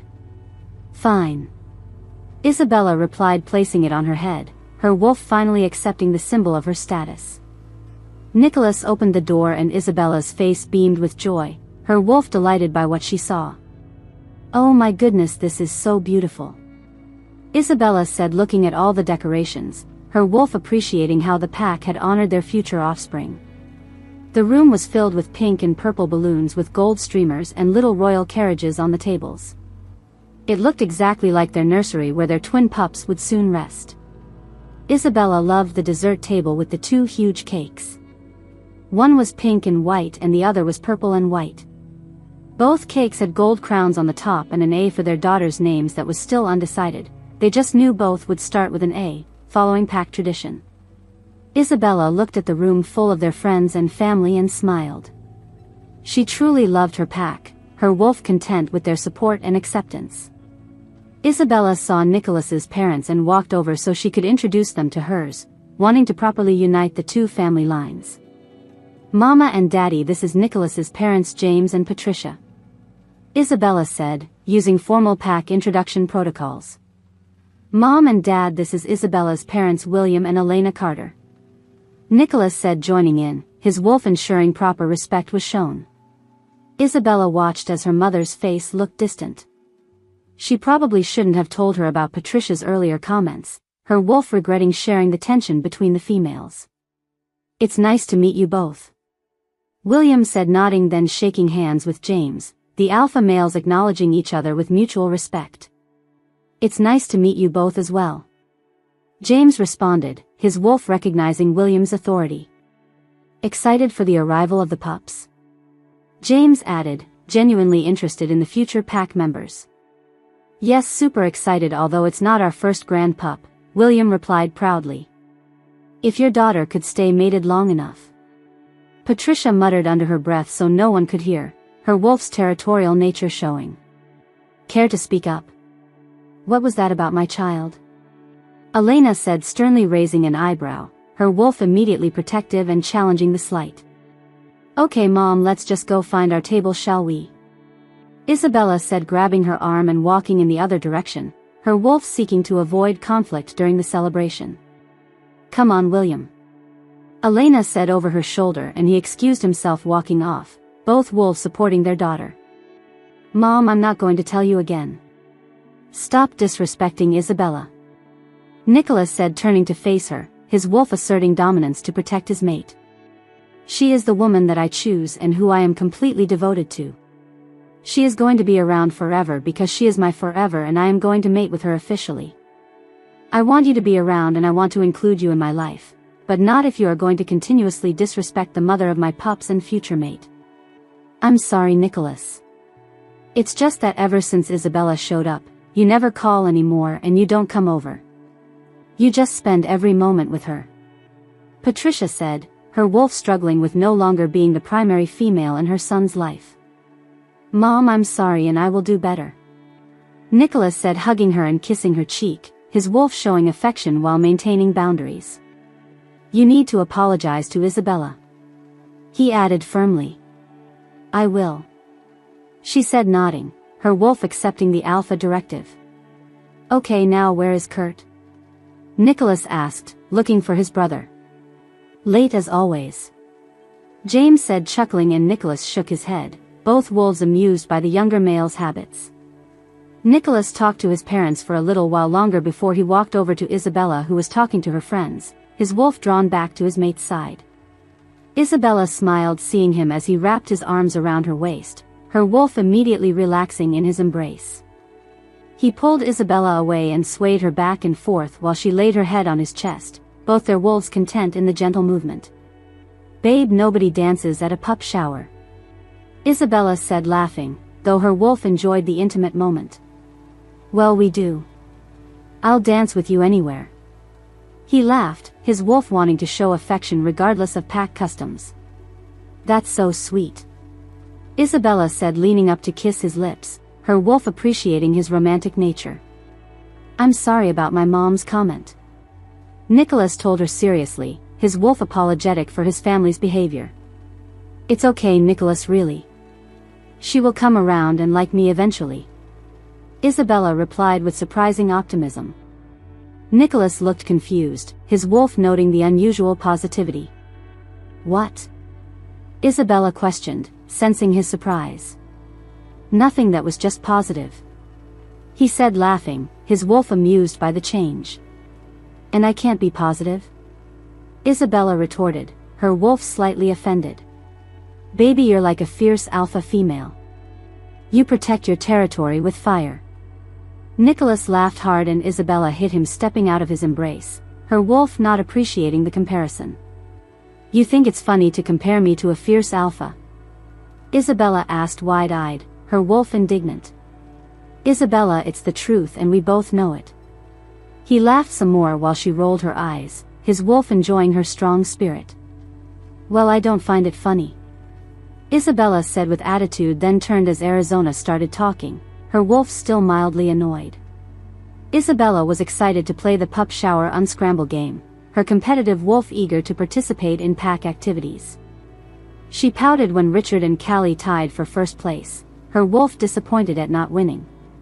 "Baby, you know you don't get the prizes right," Nicholas asked seriously, his wolf gently reminding her of the rules. "It's my pup shower," she huffed, her pregnant wolf feeling entitled to special treatment. After a few more games they brought Nicholas and Isabella food and she examined her plate hungrily, her wolf's enhanced senses picking up all the delicious scents. "Where are the meatballs?" Isabella pouted on the verge of tears looking down at her plate, her pregnant wolf craving specific foods. Then she examined Nicholas's plate for them, hoping he had what she needed. "There aren't any," Nicholas stated simply. "How come?" Isabella said with wide eyes, her wolf confused and disappointed. "I asked you what did you want on the menu," Nicholas reminded her gently. "I didn't think I had to specify or specifically say meatballs. That's the perfect combination with macaroni. My goodness, have you not been to a pup shower before?" Isabella exclaimed, her wolf's pregnancy hormones making the missing food seem catastrophic. "So let's start opening gifts," Callie said excitedly, handing a gift to Isabella, redirecting attention to the celebration. Isabella took the gift and opened it, then smiled when she saw 2 onesies that read, "Born together, friends forever, perfect for twin pups." "This is so cute," Isabella said, her wolf pleased with the thoughtful gift. Isabella opened all the presents, and loved each one. It was the best pup shower she had ever seen, her wolf grateful for the pack's generosity and support. After much conversation and chatter they all went to their respective dens. Isabella had Callie follow them because they couldn't fit all the gifts in their vehicle, the abundance showing how much their pack cared for the future arrivals. Later that night Isabella was sitting on her bed watching her handsome mate change clothes, her wolf appreciating the view of his strong form. She loved seeing him change just to admire his physique, her wolf responding to his physical appeal. "Isabella." Nicholas said her name in a warning tone, his wolf sensing her desire. "Nicholashaman, I want you," she said softly, then licked her lips, her wolf making her intentions clear. "Your parents are here and Ethan," Nicholas noted, his wolf mindful of the other pack members in their den. "I promise I'll be quiet," Isabella said, pleading and biting her lips appealingly, her wolf desperate for intimate connection. "You aren't capable of being quiet," Nicholas laughed, getting on the bed, his wolf knowing her passionate nature too well. Isabella pulled her nightgown over her head and moved closer to him, her wolf bold in pursuing what she wanted. "We can at least try," Isabella suggested and sighed contentedly when Nicholas touched her gently, both their wolves responding to the contact. The next month Nicholas woke up early. He had been planning her mating proposal for weeks and today was the day, his wolf excited to officially claim his mate. Isabella was sleeping peacefully with her hand on his chest, her wolf trusting and content. Nicholas gently lifted her right hand and slid her promise ring off. He looked on her nightstand and grabbed her necklace he bought her a few months ago and put the ring on the chain, preserving the symbol of their first commitment. He walked back over to his nightstand and pulled the ring box out, his wolf eager to complete the mating ritual. Isabella turned in her sleep and he grabbed her left hand, sliding the engagement ring on, marking her as his future mate while she rested peacefully. Nicholas walked into the bathroom and got dressed, leaving their room quietly, his wolf careful not to wake his sleeping mate. He went out the front door and sat on the hood of his car. He called the company and told them that he was ready because he knew Isabella would be up by 7 a.m. She was always up early, her wolf maintaining consistent routines. After about an hour he was still waiting, his wolf growing impatient. "Hey, sorry man, she isn't up yet, just keep flying. I'll pay the extra," Nicholas told the pilot through a radio. He didn't know how she was still asleep, the airplane was loud as anything, but his pregnant mate needed her rest. Isabella rolled over in the bed and yawned, stretching, her wolf slowly awakening. She reached over in the bed and touched Nicholas's empty spot, searching. She sat up some and looked around their room, her wolf immediately missing his presence. "Baby, are you in the bathroom?" She called out but got no response, her wolf starting to feel concern. Isabella reached for her lamp. She noticed the ring on her hand and stared for a while, her wolf recognizing something significant had changed. Then she brought her left hand beside her right hand. She looked at the line around her ring finger that was left from her promise ring and then back to her right hand, and she let out a loud scream in excitement, smiling hard, her wolf understanding what had happened. "It's so beautiful and huge," she said out loud to herself, her wolf preening at the magnificent symbol. Isabella slid out of bed and looked at the nightstand. She saw her promise ring on her necklace and squealed with delight, her wolf appreciating that he had preserved their first commitment. She walked into the bathroom to freshen up and brush her teeth. Grabbing her robe, she walked out of their bedroom, her wolf eager to find her mate. "What is that noise?" she said, walking down the stairs, her enhanced hearing picking up something unusual. "Nicholas," Isabella called, looking into the living room, her wolf seeking his scent. "Nicholashaman," she said in the kitchen, following his trail through their den. "Where is he?" she thought to herself as she walked to the front door. Isabella opened the door and saw Nicholas sitting on the hood of his car, her wolf immediately relaxing at the sight of him. "Nicholas the First had been looking all over the house for you. What are you doing out here?" she asked, stepping on the porch, her wolf curious about his behavior. Nicholas smiled and got down on one knee, pointing up. Isabella's eyes glanced up at the sky and saw the plane with a banner, her wolf's heart racing with excitement. "Isabella Carter, you are out of this world. Will you be my mate?" "Oh my goodness, Nicholas Stone." "Yes, yes, yes," she squealed. "I'll mate with you," she exclaimed, rushing over, kissing his lips multiple times, her wolf singing with joy. Nicholas kissed her back passionately, both their wolves celebrating the commitment. "I love you, Isabella Carter." Nicholas spoke softly against her lips, his wolf expressing deep devotion. "I love you too, Nicholas Stone. So much," Isabella said, kissing him again, her wolf completely content. "How did you get it timed right when I walked out the door?" Isabella asked excitedly, her wolf curious about his planning. "He has literally been flying that plane back and forth all morning. I didn't think you would sleep in late today," Nicholas said sheepishly.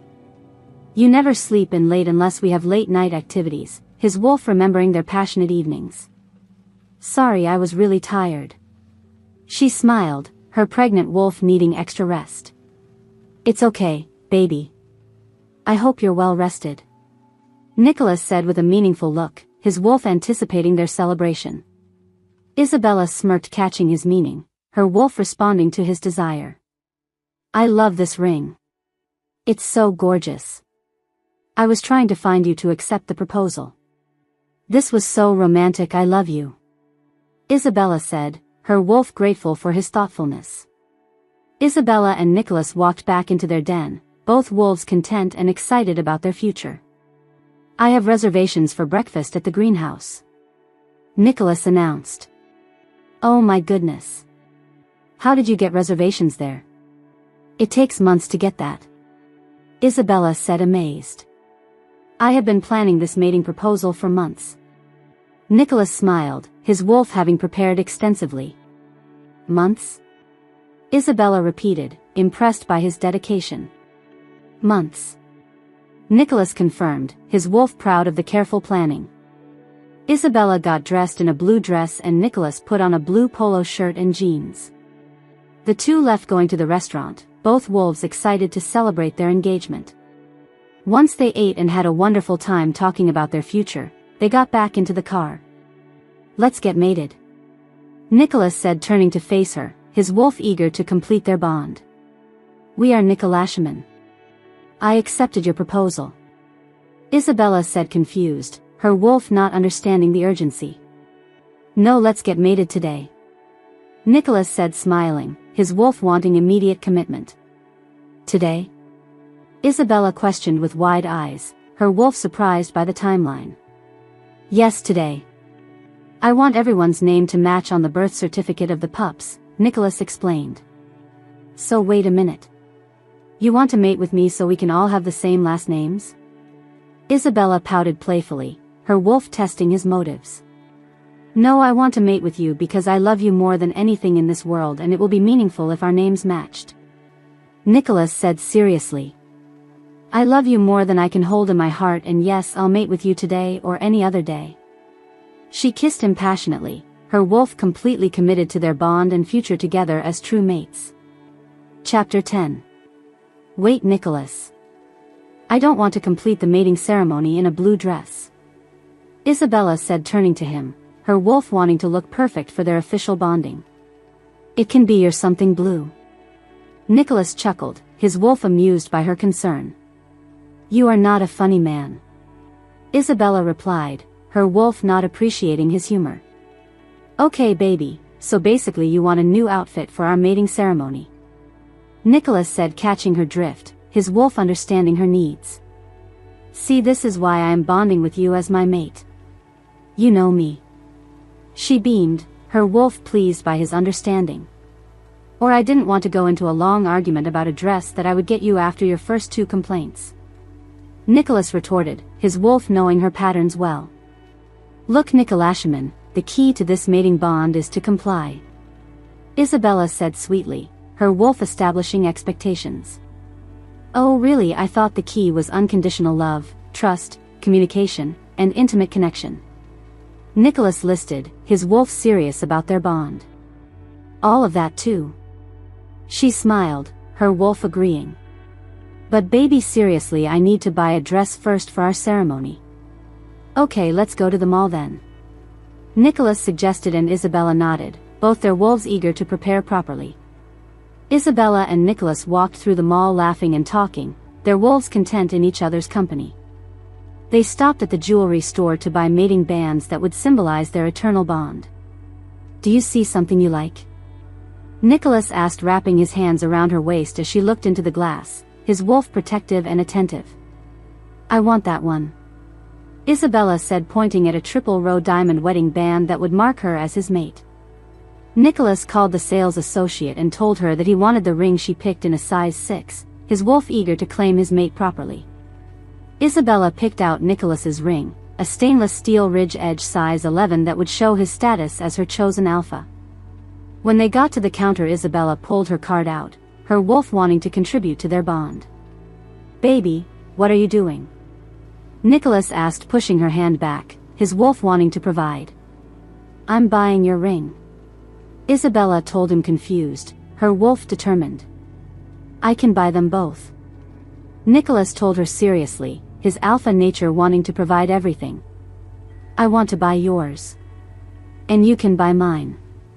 Isabella said, handing the woman her card, her wolf insisting on this gesture. Okay. Nicholas said, obliging, his wolf accepting her wishes.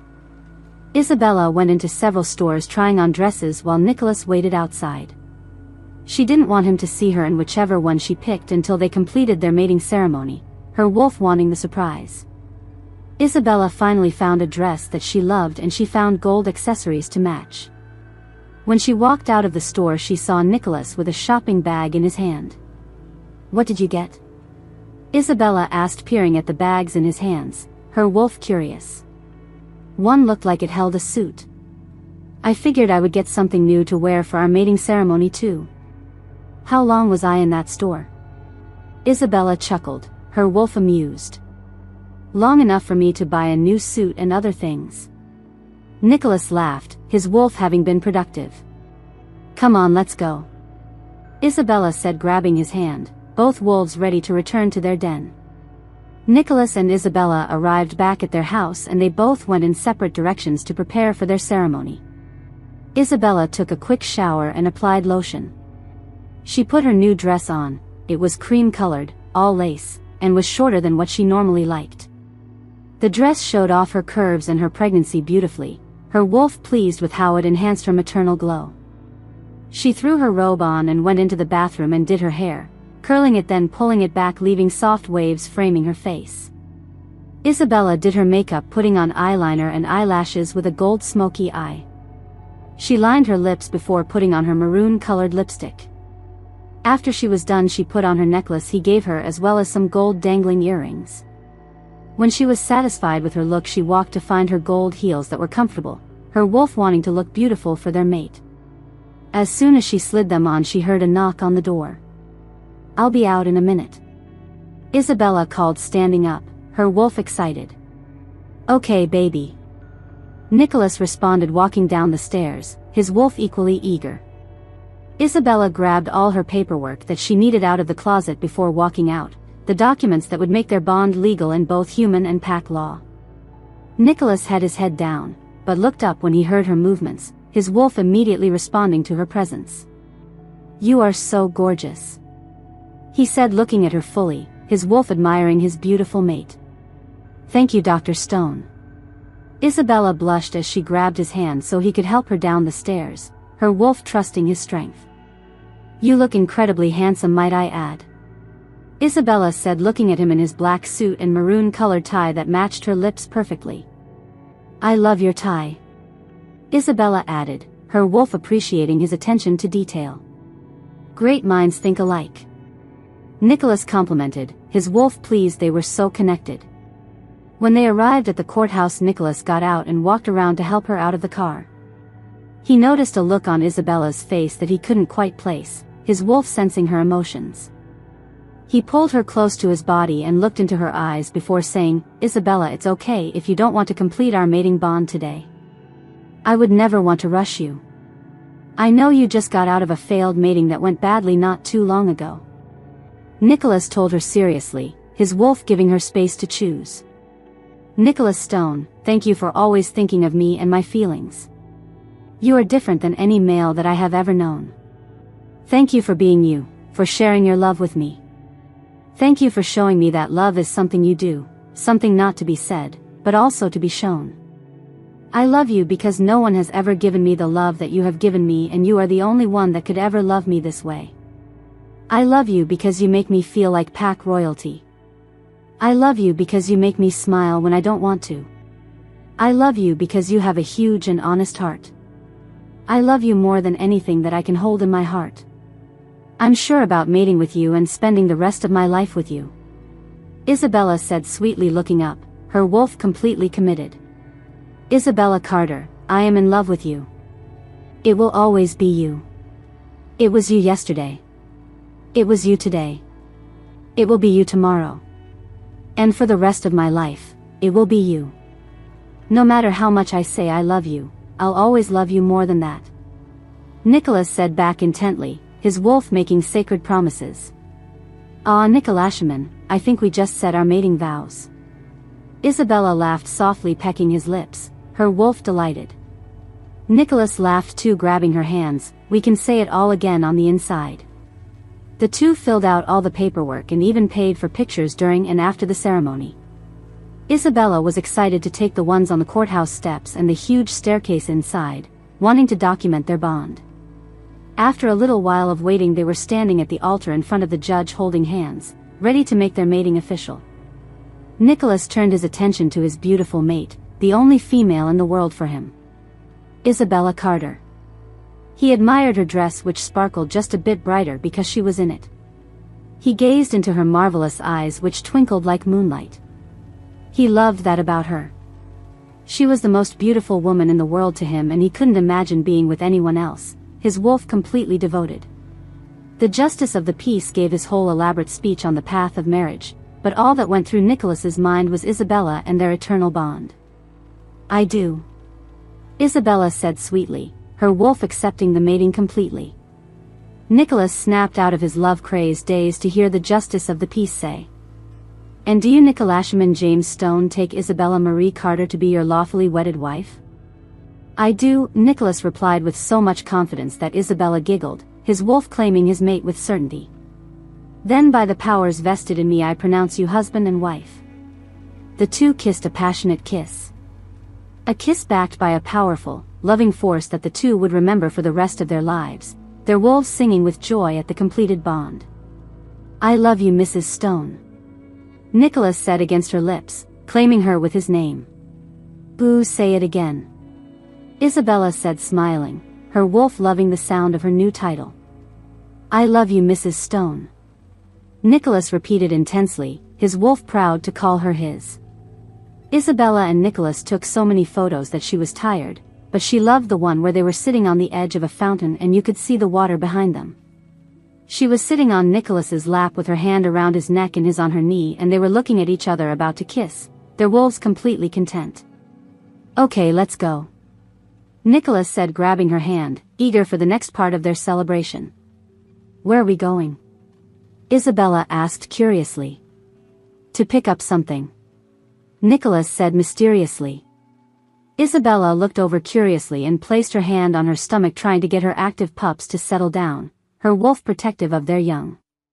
Nicholas parked the car and Isabella looked around, her wolf senses taking in their surroundings. Oh my goodness, honey, La Rêve French Bakery. They have the best desserts in all of Seattle. Isabella said, unclicking her seatbelt and not waiting for him to help her out, her wolf excited by the sweet scents. Pick up for Stone, Nicholas told the woman behind the counter. Isabella smiled at him so hard as they brought out a round cake surrounded by cupcakes. The cake read Mr. and Mrs. Stone, and the cupcakes had different designs on them. I do, silver intertwined hearts, and pearls. This is so cute, Isabella said, looking into the cake box they had opened, her wolf delighted by the celebration treats. When did you even have time to order this? Isabella marveled. I did while we were getting dressed, and I also have 2 more surprises in store. Nicholas smiled, his wolf pleased by her happiness. Do one of them involve more food? Isabella asked curiously, her pregnant wolf always thinking about nourishment. Yes, if you are hungry. We can go to the next one. Yes, but take a picture of this beautiful cake. Isabella smiled, wanting to preserve every memory. Isabella looked confused when they stopped in front of a spa, her wolf curious about this location. We are going to the Ophelia. It's on the 26th floor. Nicholas whispered in her ear, his breath sending pleasant shivers through her wolf. They took the eastern elevators in the lobby up. A moment later, Isabella stepped out onto one of the most breathtaking restaurants she had ever seen. The large roof with small bulbs, strung along a wooden canopy. The sky was open and bright, but the beams that held the lights were laced with leafy plants and vines. Soft music played in the background, and dozens of formal tables spaced evenly across the area.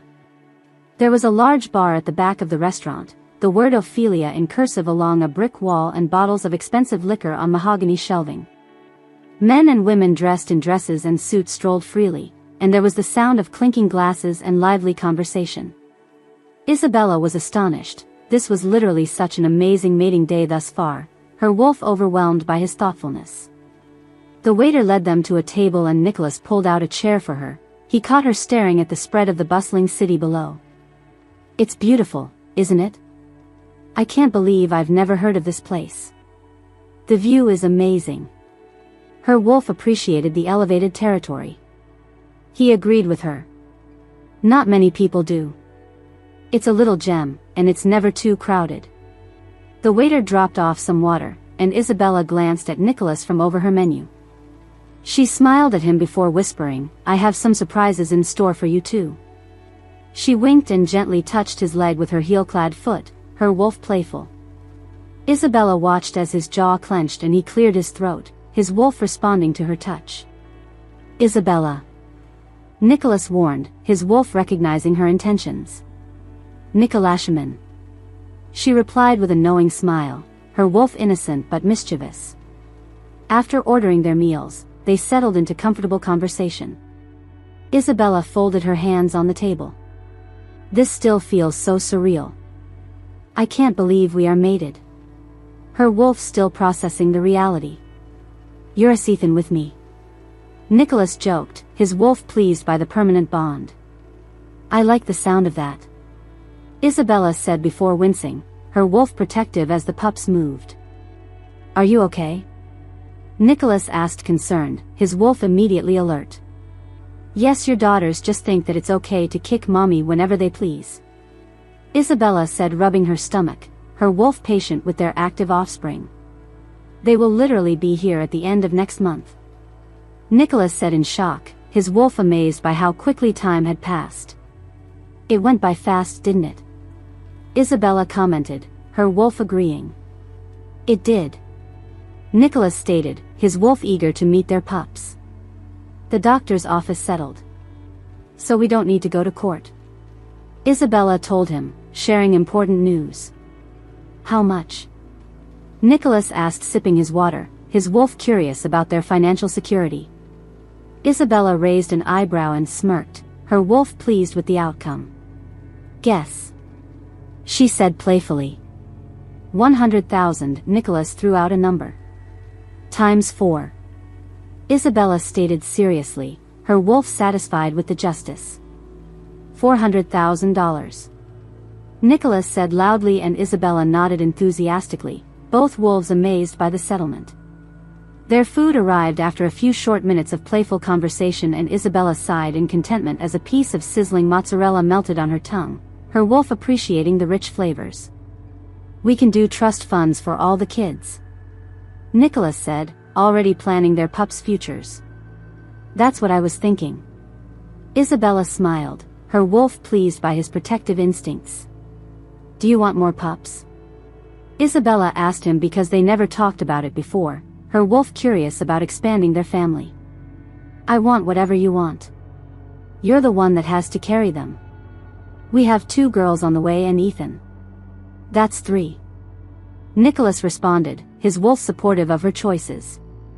I think I want another boy to even the score.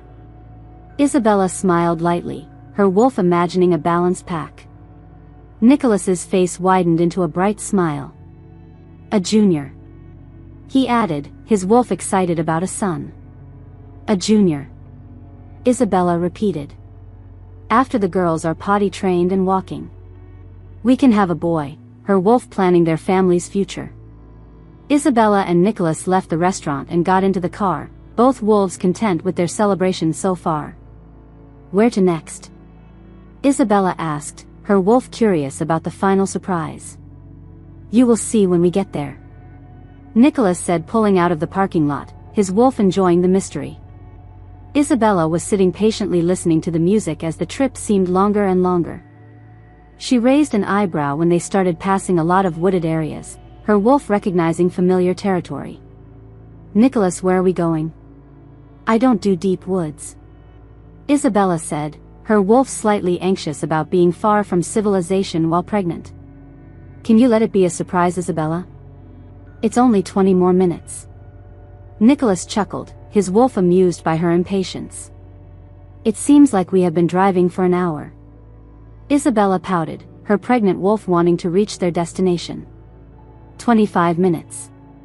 Nicholas laughed, his wolf patient with her. Isabella read the sign Woodinville Wine Country and turned up the music.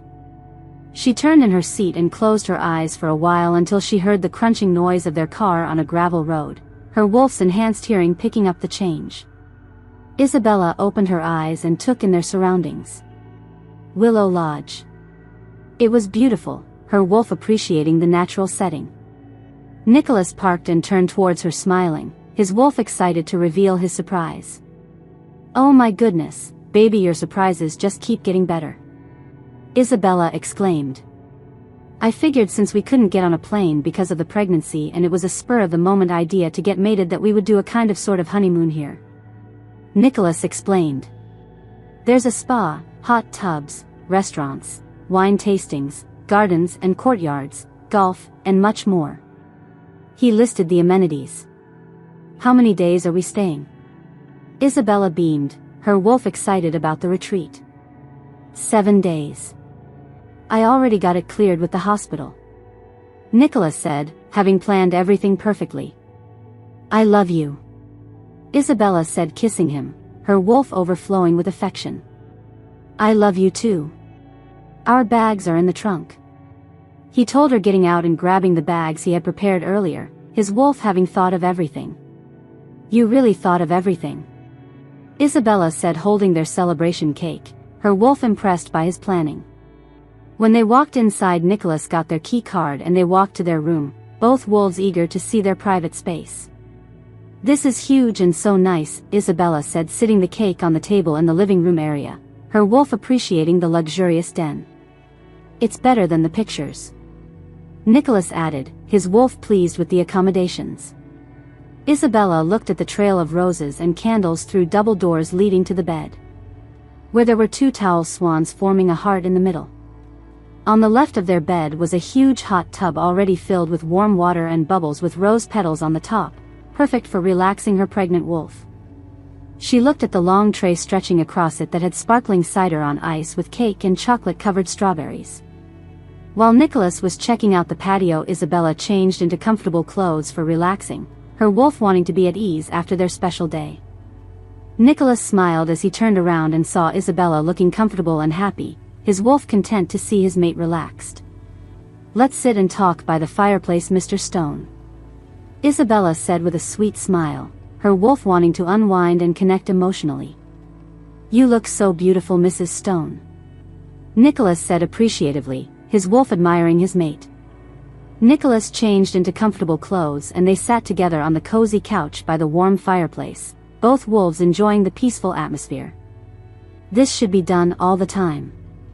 Dessert and meaningful conversation, Isabella said, taking a bite of a strawberry before offering the chocolate-covered treats to Nicholas, her wolf wanting to share the celebration. Isabella smiled contentedly as they enjoyed the treats together, both of them appreciating the romantic but wholesome moment. They spent hours talking about their future, their dreams for their family, and sharing heartfelt conversations about their love. The connection between them was deep and meaningful, their wolves completely bonded through emotional intimacy. Later, they settled into the comfortable bed where they continued talking softly about their plans as mates, eventually falling asleep peacefully side by side.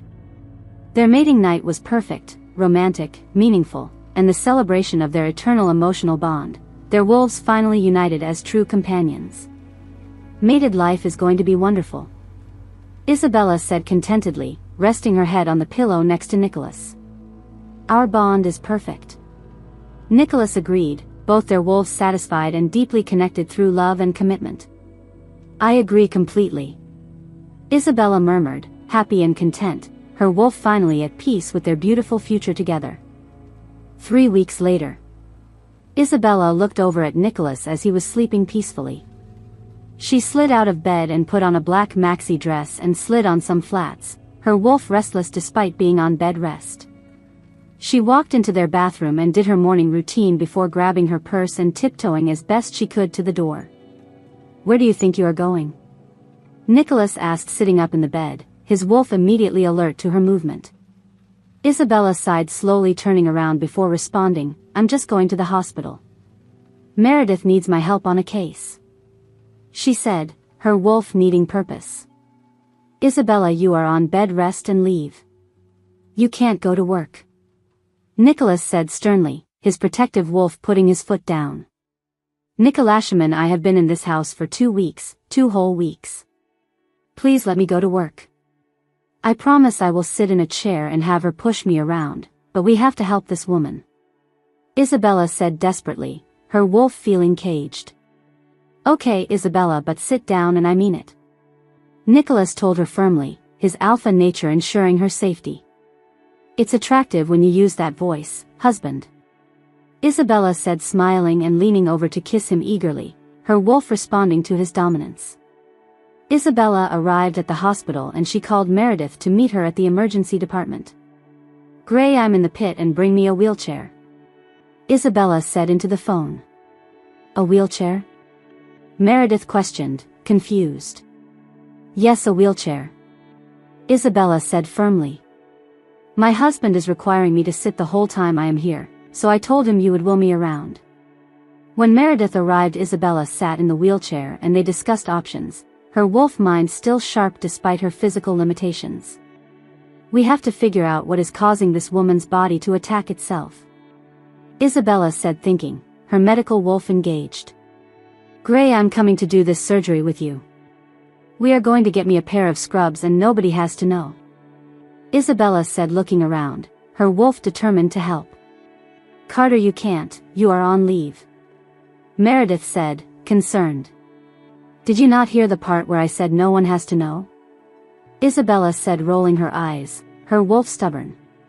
"Ouch," Isabella gasped suddenly, her wolf immediately alert. "What? What is it?" Meredith asked, concerned, her wolf sensing distress. "It's nothing. The pups kicked my bladder a little hard. Can you roll me to the bathroom? I have to go now," Isabella said, her wolf needing relief. Meredith did as she was told and pushed her to the bathroom. She put the brakes on the wheelchair before helping her up. "Thanks, Gray," Isabella took 2 steps towards the bathroom door and winced before hearing a gush of liquid, her wolf immediately understanding what was happening. "Well, I'll be," Isabella said, placing her hand against the wall to steady herself as a contraction came, her wolf preparing for birth. "Dr. Carter," Meredith said, shocked, standing in front of her, her wolf recognizing the signs. "Gray, help me into the wheelchair and find my phone so I can call my husband," Isabella said, her wolf needing her mate immediately. Isabella dug in her purse and she pulled her phone out and dialed Nicholas's number as she was being wheeled to maternity, her wolf calling for her alpha. "Hey baby," Nicholas said sweetly, his wolf content. "Honey, it's time," Isabella said, her wolf ready to welcome their pups into the world. Chapter 11. "Oh my goodness, I'm on the way, Isabella. How far apart are the contractions?" Nicholas asked, hopping up out of the bed, his wolf immediately alert and ready to protect his mate and pups. "They are 10 minutes apart." Nicholas, baby, grab my bag out of the closet and my comfortable shoes. Also grab the bags for the pups and their car seats, Isabella said, listing out everything, her wolf organized even in labor. "Okay, I love you and I'll be there shortly," Nicholas told her sweetly, his wolf desperate to reach his mate. "I love you too and see you in a bit," Isabella breathed out through a contraction, her wolf strong and determined. When Isabella had finished changing, stopping once for another contraction that had her Nicholas over, the nurse put in 4 into the back of her hand, and hooked her up to all kinds of monitors, her wolf accepting the medical care for her pup's safety. "Isabella." Callie smiled brightly, her wolf happy to support her pack sister. "Hey Torres," Isabella said, leaning over the bed trying to stretch and keep the pain at bay, her wolf seeking comfort. "Gray told me you were in labor and I am so upset with you still," Callie said, her wolf protective of their friendship. "I know you are mad it was spontaneous and we agreed on another ceremony/celebration.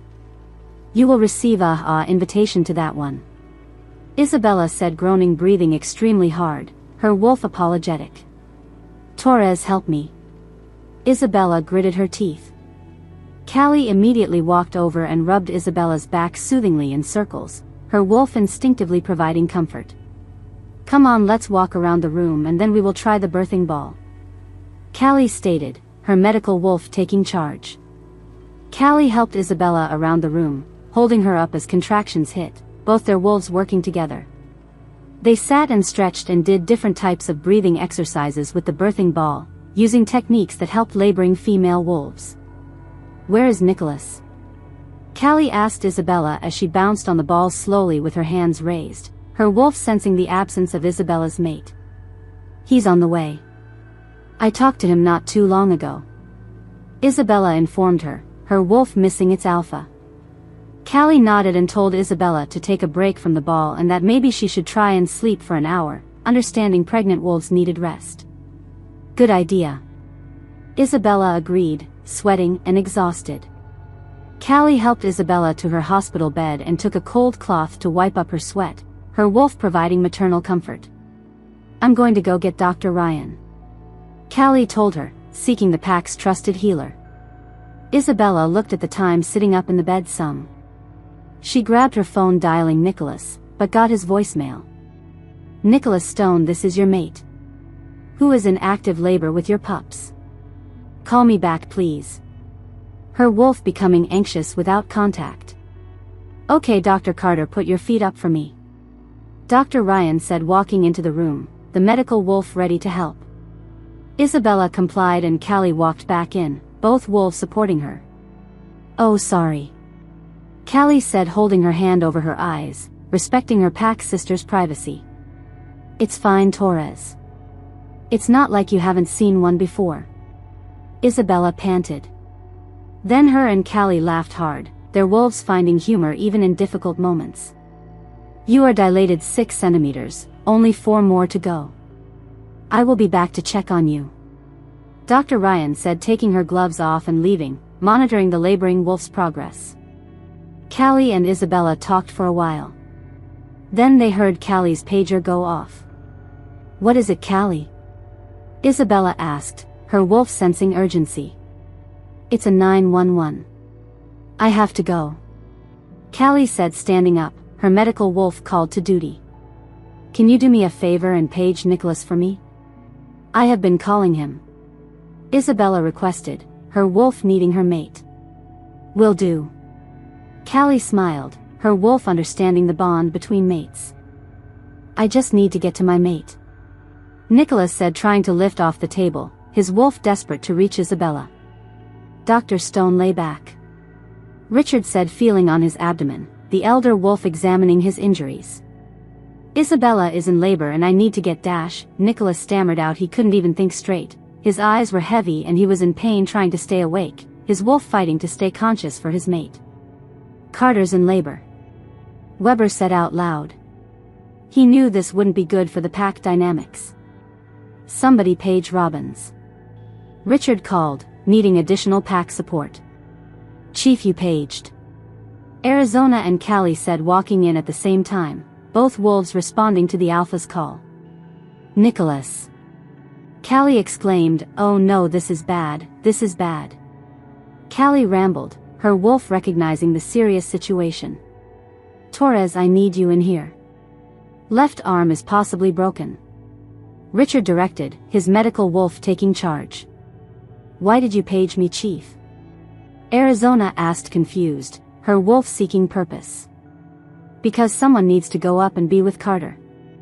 Richard explained, understanding that laboring wolves needed pack support. Okay, I'm on it. Arizona replied, leaving out, her wolf ready to comfort Isabella. What happened? Callie asked, her wolf needing to understand the threat to their pack member. A car ran a red light and hit him head-on. Richard replied. Hunt went to the scene and is in the process of retrieving the car's seats and bags. The pack working together in crisis. Carter. Arizona chimed, knocking on the door, announcing her presence to the laboring wolf. Robbins. Isabella stated, opening her eyes and looking at her, her wolf recognizing a trusted pack member. How do you feel? Can I get you anything? Robbins asked, her wolf wanting to provide comfort. How do I feel? Two girls are about to make their way out of me. Can you get me a new body? Isabella said weakly, her wolf exhausted from labor. Matter of fact, can you find my mate? Isabella called out, grabbing her stomach, her wolf desperately needing Nicholas. Carter, just breathe, let me page the nurse for ice chips. Arizona soothed, her wolf providing calm energy. I just need you to call my mate. Who should have been here by now? He said shortly. Isabella huffed, her wolf agitated by his absence. Arizona made a face, then quickly masked it, her wolf trying to hide concerning information. I saw that face. Do you know where Nicholas is? Isabella said, sitting up, her wolf's instincts picking up deception. I don't, I will go see and get you some ice. Arizona said, quickly walking out the room, and Isabella rolled her eyes, knowing something was wrong, her wolf sensing danger to her mate. Isabella stood on her feet and walked slowly to the bathroom, her wolf restless and worried. After Nicholas's arm was sewn up, Callie put a cast on it. Derek ruled Nicholas's injury to be a concussion, and Richard stated that he had a tear in the muscle of his abdomen, the pack's healers working to restore their injured member. They dimmed the lights in his room and requested he rest for a while. They would wake him when Isabella was about to push, allowing the injured wolf to recover. Did you hear about the handsome anesthesiologist? One nurse whispered. Yes, he was in a bad car accident, another replied. Isabella's eyes widened, listening to the two women talk, her enhanced wolf hearing picking up every word. Her mate was in an accident. Dr. Carter, we brought you ice. One of them said from outside of the bathroom door. When they left, Isabella sat on the edge of the bed, her wolf overwhelmed with fear. Oh goodness, why does this keep happening to me? Isabella thought as her eyes immediately began to water.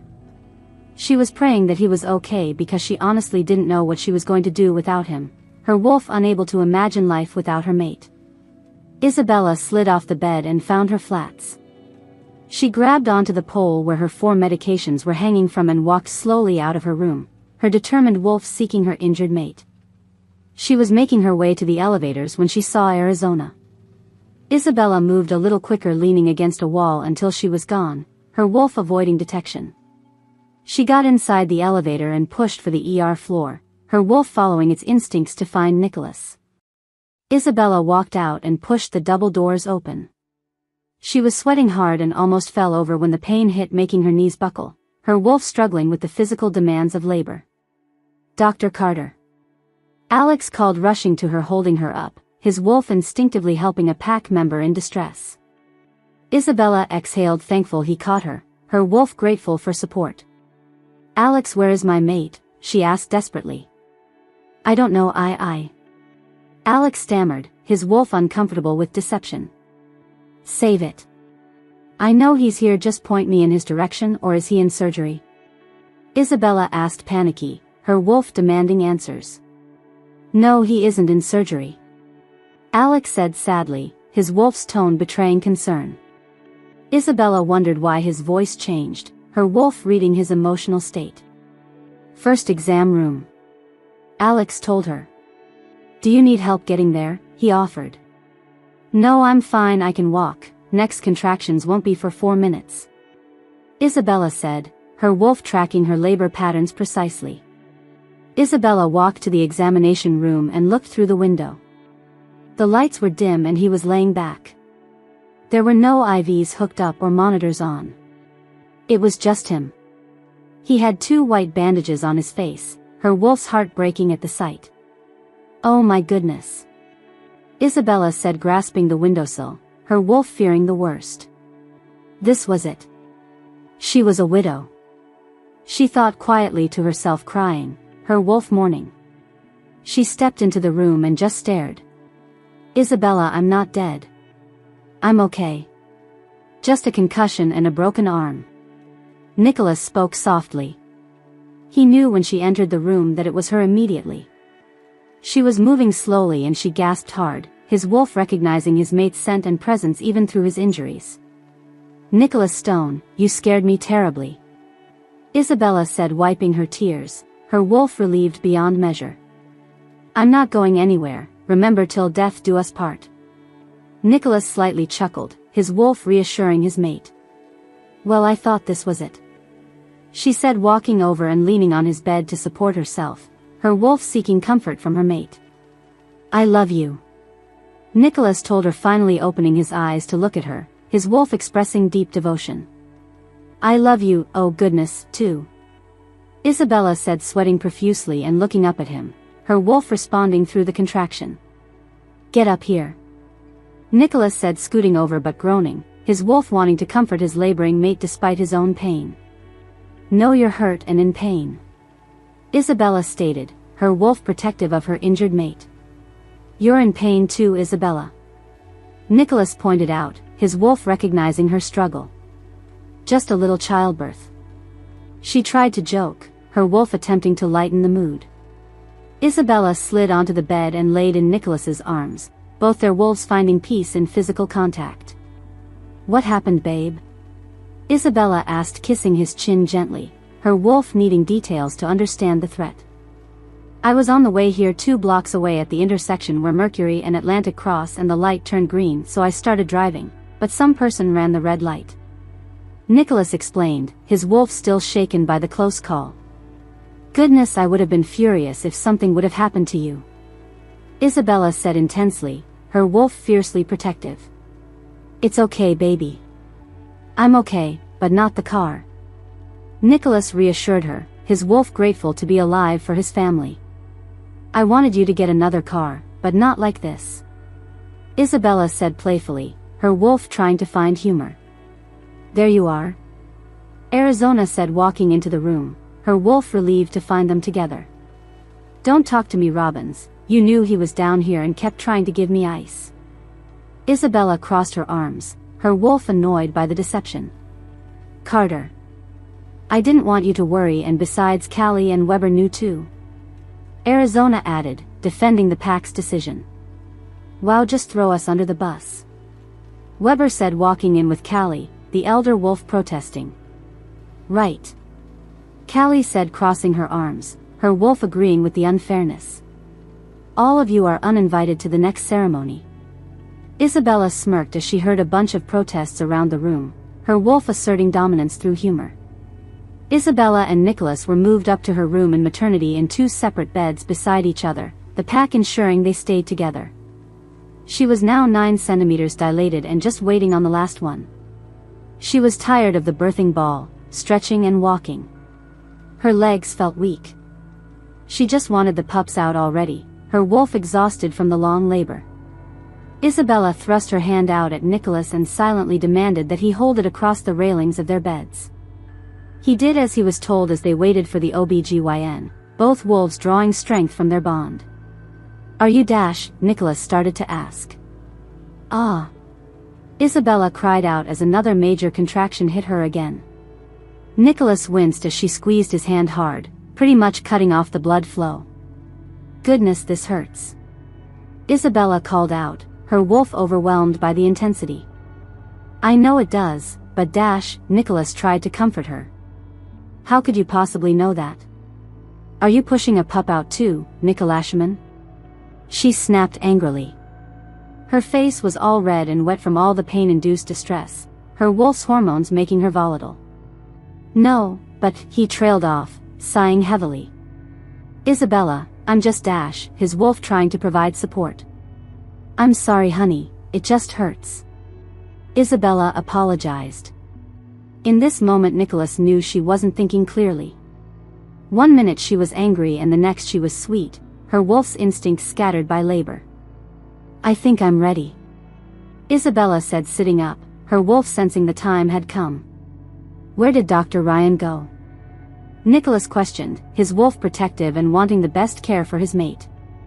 She rolled her eyes as the pain from the contraction subsided. "I don't know where she ran off to, but she's been gone for like 5 hours already," Isabella said irritably, her wolf impatient. Nicholas tried his best not to laugh. She was so dramatic, though his wolf understood her distress. "I paged her, she should be here in a few minutes," Nicholas told her softly, rubbing her hands. He hated not being able to get up and help her, and even more he hated seeing his mate in pain. "All right Isabella, let me check." Dr. Ryan moved down towards Isabella's legs and examined her progress. A few moments later she straightened up, smiling at the couple. "We're good to go." She turned to the nurses, giving orders, the medical wolf taking charge.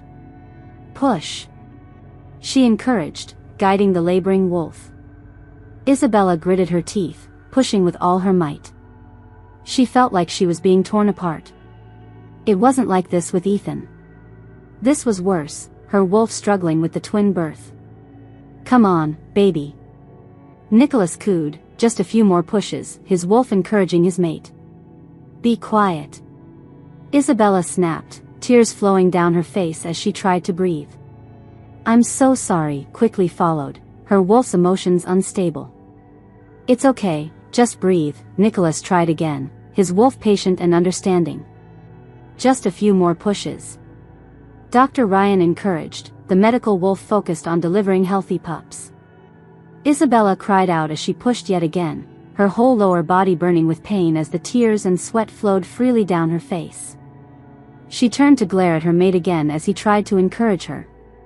Her hormones increased tremendously as she swatted at his arm, her wolf lashing out from pain.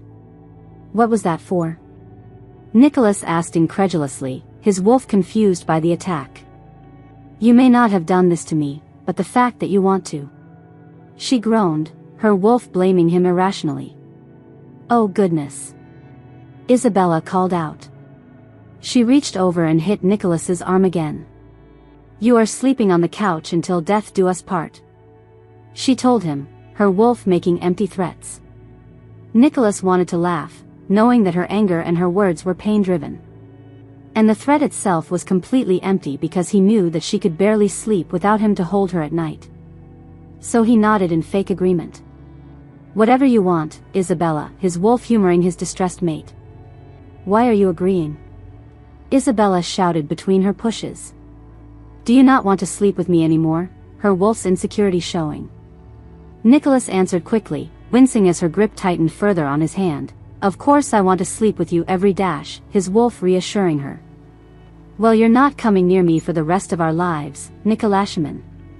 She snapped, her wolf making dramatic declarations. This time, he actually laughed at the absurdity of her mood swings.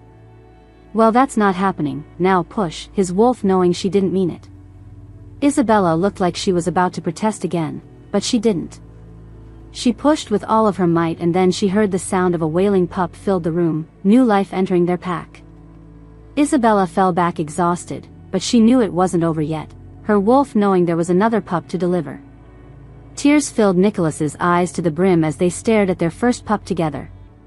She was covered in birth fluids and other things that looked concerning, but it's still the most amazing thing that Nicholas had ever seen, his wolf overcome with paternal pride.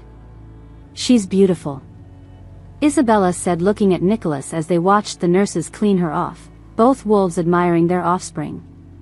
She is absolutely gorgeous. Nicholas smiled in a daze, his wolf captivated by his daughter. He looked down as Isabella squeezed his hand hard and she was sitting up. Dr. Ryan, I need to push, Isabella said, wincing in pain, her wolf preparing for the second birth. Okay, on the next contractions give me a good push, the medical wolf instructed. Isabella pushed hard. I need to stop, she said breathlessly, her wolf exhausted. Dr. Ryan looked up at Isabella and called through her mask on her next contraction. Can you give us just one more, good strong push, encouraging the laboring wolf.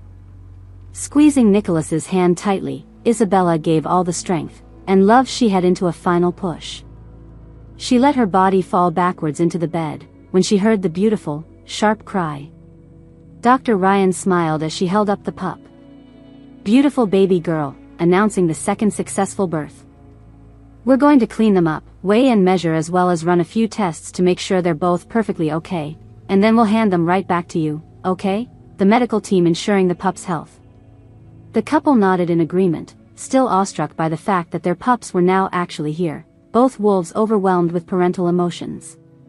Nicholas looked at his mate, smiling to himself as he watched her watch the doctor with their pups. Her hair was everywhere, some matted to her forehead with sweat. She looked unbelievably tired. But he thought she looked so stunningly beautiful in that moment, mainly because she had just done the most amazing thing in the world and gave birth to their first pups together. But also because she has always been the most beautiful thing he had ever laid eyes on, his wolf completely devoted to his mate. Isabella barely felt the nurses cleaning her up, but at this point, she didn't care what they were doing as long as she got some sleep soon. But first, she glanced at the doctor as she came back, carrying her newborns, her wolf eager to bond with her pups. Baby A, 5 pounds 7 ounces, and baby B 6 minutes later 5 pounds 12 ounces. Dr. Ryan said, handing Isabella baby A and Nicholas baby B, presenting the healthy pups to their parents. The nurses put baby A in a pink hat and baby B in a yellow one, distinguishing the twin pups. Oh my goodness. They are so beautiful, Isabella exclaimed, her maternal wolf overflowing with love. Nicholas took this opportunity and stood up, wincing before climbing on the bed with Isabella so they could look at both pups together, his wolf needing to be close to his family. They are mirror images of each other, but so different, Nicholas added, staring at both their faces, his wolf studying his offspring. Ava and Alexis Stone, Isabella said softly, then looking over at Nicholas, her wolf naming their daughters. I love it. Nicholas smiled, his wolf approving of the strong names. I love you, Nicholas Stone, Isabella said, her wolf expressing complete devotion. I love you too, Isabella Stone, Nicholas replied, both wolves bonded forever through their love and their beautiful pups. Chapter 12. Nicholas walked down into his home gym and saw his mate walking on the treadmill, her wolf determined and focused. What are you doing, baby? Nicholas asked, concerned, his wolf immediately alert to her condition. I'm trying to walk this pup down. I need him out, she said breathlessly, still walking with determination. On the treadmill though. Is that really the best option? He asked, raising an eyebrow, his protective wolf questioning her choice. It's the same as walking around the territory outside, she replied with slight irritation. Baby, you're not due for 3 weeks. Nicholas responded seriously, his wolf concerned about premature labor. I know, I want him to be born this week, preferably Thursday. If he comes on his due date it will be our mating anniversary. Isabella responded back intently and slightly out of breath. You don't want to share our special day, he chuckled, his wolf amused by her territorial nature. I don't honestly. Is that bad? I want him to have his own day. Not the day his mate and I drop off all of our pups so we can have romantic time together, just the two of us. Her wolf being practical about their needs. Nicholas laughed some more, his wolf understanding her reasoning completely. What are the pups doing? Isabella asked, turning off the machine. Ethan is watching TV in his room. Ava, Alexis and Nicholas are in the living room playing with that huge ball pit, tent and tunnel set that Callie got them for the pack den. Nicholas reported on their young. Isabella smiled thinking about all her pups, and now she was carrying her fifth one. Nicholashaman Jr. was conceived 6 weeks after the girls were born, and Isabella was surprised. The first time her mate held her close after their daughters were born and she was pregnant again. They didn't stick to their plan. She wanted another pup, but she wanted him after the girls were walking and potty trained, but it didn't go that way. 9 months later she was feeding and changing 3 babies in their den. He was supposed to be the last, but when she went to the doctor for birth control she was already pregnant again, her wolf apparently very fertile with her chosen mate. Nicholas started walking towards the stairs leading from their in-home gym, and Isabella made a soft sound of distress. Baby, wait, she breathed out heavily, her wolf seeking his attention. Nicholas turned around quickly to see what was wrong, his protective instincts immediately engaging. I need you to carry me. I can't feel my legs. She exaggerated with a playful smile. Nicholas walked over and picked her up easily with his wolf strength. Isabella quickly wrapped her legs around his waist, causing him to support her weight fully, both their wolves responding to the close contact. She began placing gentle kisses along his neck and he responded with appreciation, his wolf stirring at her affection. Nicholashaman. She whispered, finding his lips and kissing him tenderly. Nicholas kissed her back, his hands gentle on her body as he walked over and carefully set her down on the weight bench, mindful of her pregnant condition. Isabella looked beautiful and glowing, her pregnancy enhancing her natural appeal. She sat up and they shared a moment of deep emotional connection and tender affection together, their wolves bonding in the private space of their den. Nicholas was loving and caring with his pregnant mate, ensuring her comfort and happiness while being gentle with their growing pup. Their connection was passionate yet tender, both wolves expressing their deep love and devotion for each other in the safety of their home gym. They spent time talking about their feelings and their excitement about their growing family, sharing gentle kisses and warm embraces that strengthened their emotional bond. After their romantic moment, they held each other close, both feeling deeply connected from their time together. Amazing every time. Isabella said contentedly, her wolf was satisfied and loved. Perfect. Nicholas agreed, his wolf completely devoted to his mate. I love you. Isabella smiled, kissing him softly. I love you too. He smiled back, both their wolves content. Later, Isabella sat outside in their backyard watching their pups play while Nicholas grilled dinner, the pack enjoying their territory. Ethan was waiting patiently for Nicholas to finish cooking so they could eat. He wanted to ride his bike that they got him for his birthday. He just turned 6. They normally let Ethan ride his bike around their territory with Nicholas while Isabella pushed her 3 babies in the stroller behind them, the whole pack exercising together.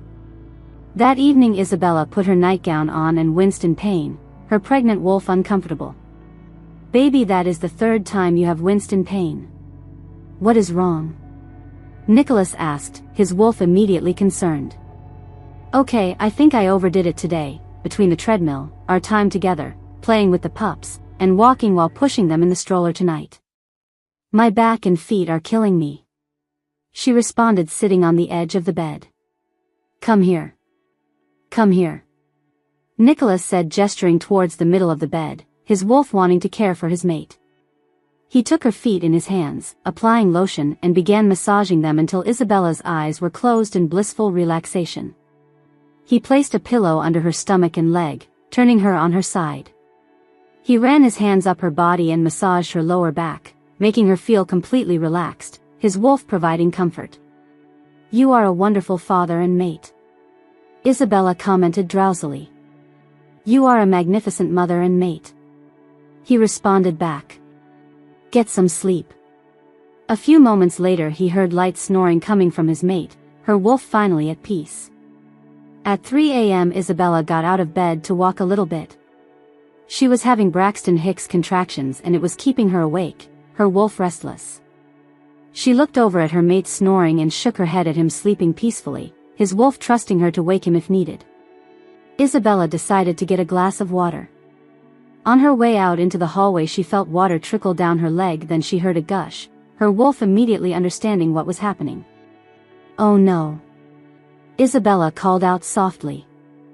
"I said Thursday, not today," she exclaimed quietly, talking to her son. She walked back into their room and shook Nicholas gently. "Isabella, no. No more romance." Nicholas mumbled, turning away, his sleepy wolf confused. Isabella wanted to chuckle because when she normally wakes him up in the middle of the night it's for romantic reasons. "Nicholashaman, get up. My water broke," she said with urgency. Nicholas immediately sat up, fully alert. "Are you okay?" When, his wolf is instantly protective. "I'm fine and just now in the hallway," Isabella responded. "Call Kurt so he can watch the pups." Nicholas nodded, getting up, throwing on clothes and talking on the phone, his wolf organizing pack support. He grabbed her bags and put them at the front door waiting for his brother to arrive. Nicholas came back into the room to find Isabella bent over on the bed breathing heavily, her wolf managing the labor pains. "Oh goodness," Isabella exclaimed, gripping their covers as a contraction hit her. Nicholas and Isabella. Kurt called from downstairs, announcing his arrival to help with the pack. "Finally," Nicholas murmured, relieved. Nicholas picked Isabella up and carried her downstairs with ease, his wolf strength supporting his laboring mate. "Heat up waffles and pancakes from the freezer for breakfast. Their lunches are already packed. Ava, Alexis and BJ have snacks in baggies for daycare. Ethan has to be to school at 8 and you can drop the other 3 off at daycare right after him." Isabella called out instructions as Nicholas opened the front door, her wolf ensuring the pack was cared for. "Okay, keep me updated," Kurt said before the door shut, accepting his role in protecting the young pack members. Nicholas drove Isabella to the hospital with one hand while she squeezed his other tightly, both their wolves focused on bringing their pups safely into the world. 6.5 hours later Isabella was exhausted but victorious, hearing the cry of her baby boy fill the room, their newest pack member announcing his arrival. Nicholas kissed her forehead gently. "You did great," his wolf is proud of his strong mate. "That is the absolute last one, you hear me, Nicholashaman," Isabella said firmly, grabbing his shirt with determination, her wolf declaring the end of their breeding. "Last one, I hear you," Nicholas agreed, his wolf respecting her decision. The nurse came back in with their son. "Have you two decided on a name yet?" she asked them both, handing the baby to Isabella. "Yes," Nicholas and Isabella answered simultaneously, both wolves having chosen together. "Camden Isaiah Stone," Nicholas answered smiling, announcing their pup's name to the pack. Camden started making soft sounds that progressed to tiny cries, the young wolf seeking comfort. "Ah, it's okay, mommy's got you. Are you hungry and handsome?" Isabella cooed, adjusting her gown and preparing to feed her pup. Isabella laughed when he latched on quickly and she began feeding him, her maternal wolf instinct strong and sure. "Honey, get up here with me," she told him, sliding over in the bed to make room. Nicholas climbed in bed with her and she laid her head on his shoulder, both wolves content with their new addition. "Thank you for this," Isabella said softly, thinking about her life and their pack of pups. "For what?" Nicholas questioned, his wolf curious. "For loving me. I didn't think I would ever have this, but a mix-up at a doctor's office and I get to live happily ever after being your mate and the mother of your pups." Her wolf is grateful for their unexpected path to happiness. Isabella, I'll never stop loving you. You were the missing piece to my soul. You complete me. Nicholas said, his wolf expressing deep devotion. I love you so much. Isabella proclaimed, her wolf overflowing with emotion. I love you just as much. Nicholas said, kissing her nose. Both their wolves bonded forever through their love and their beautiful growing pack. The end. Thank you for listening. Like, share and subscribe for more. Bye for now.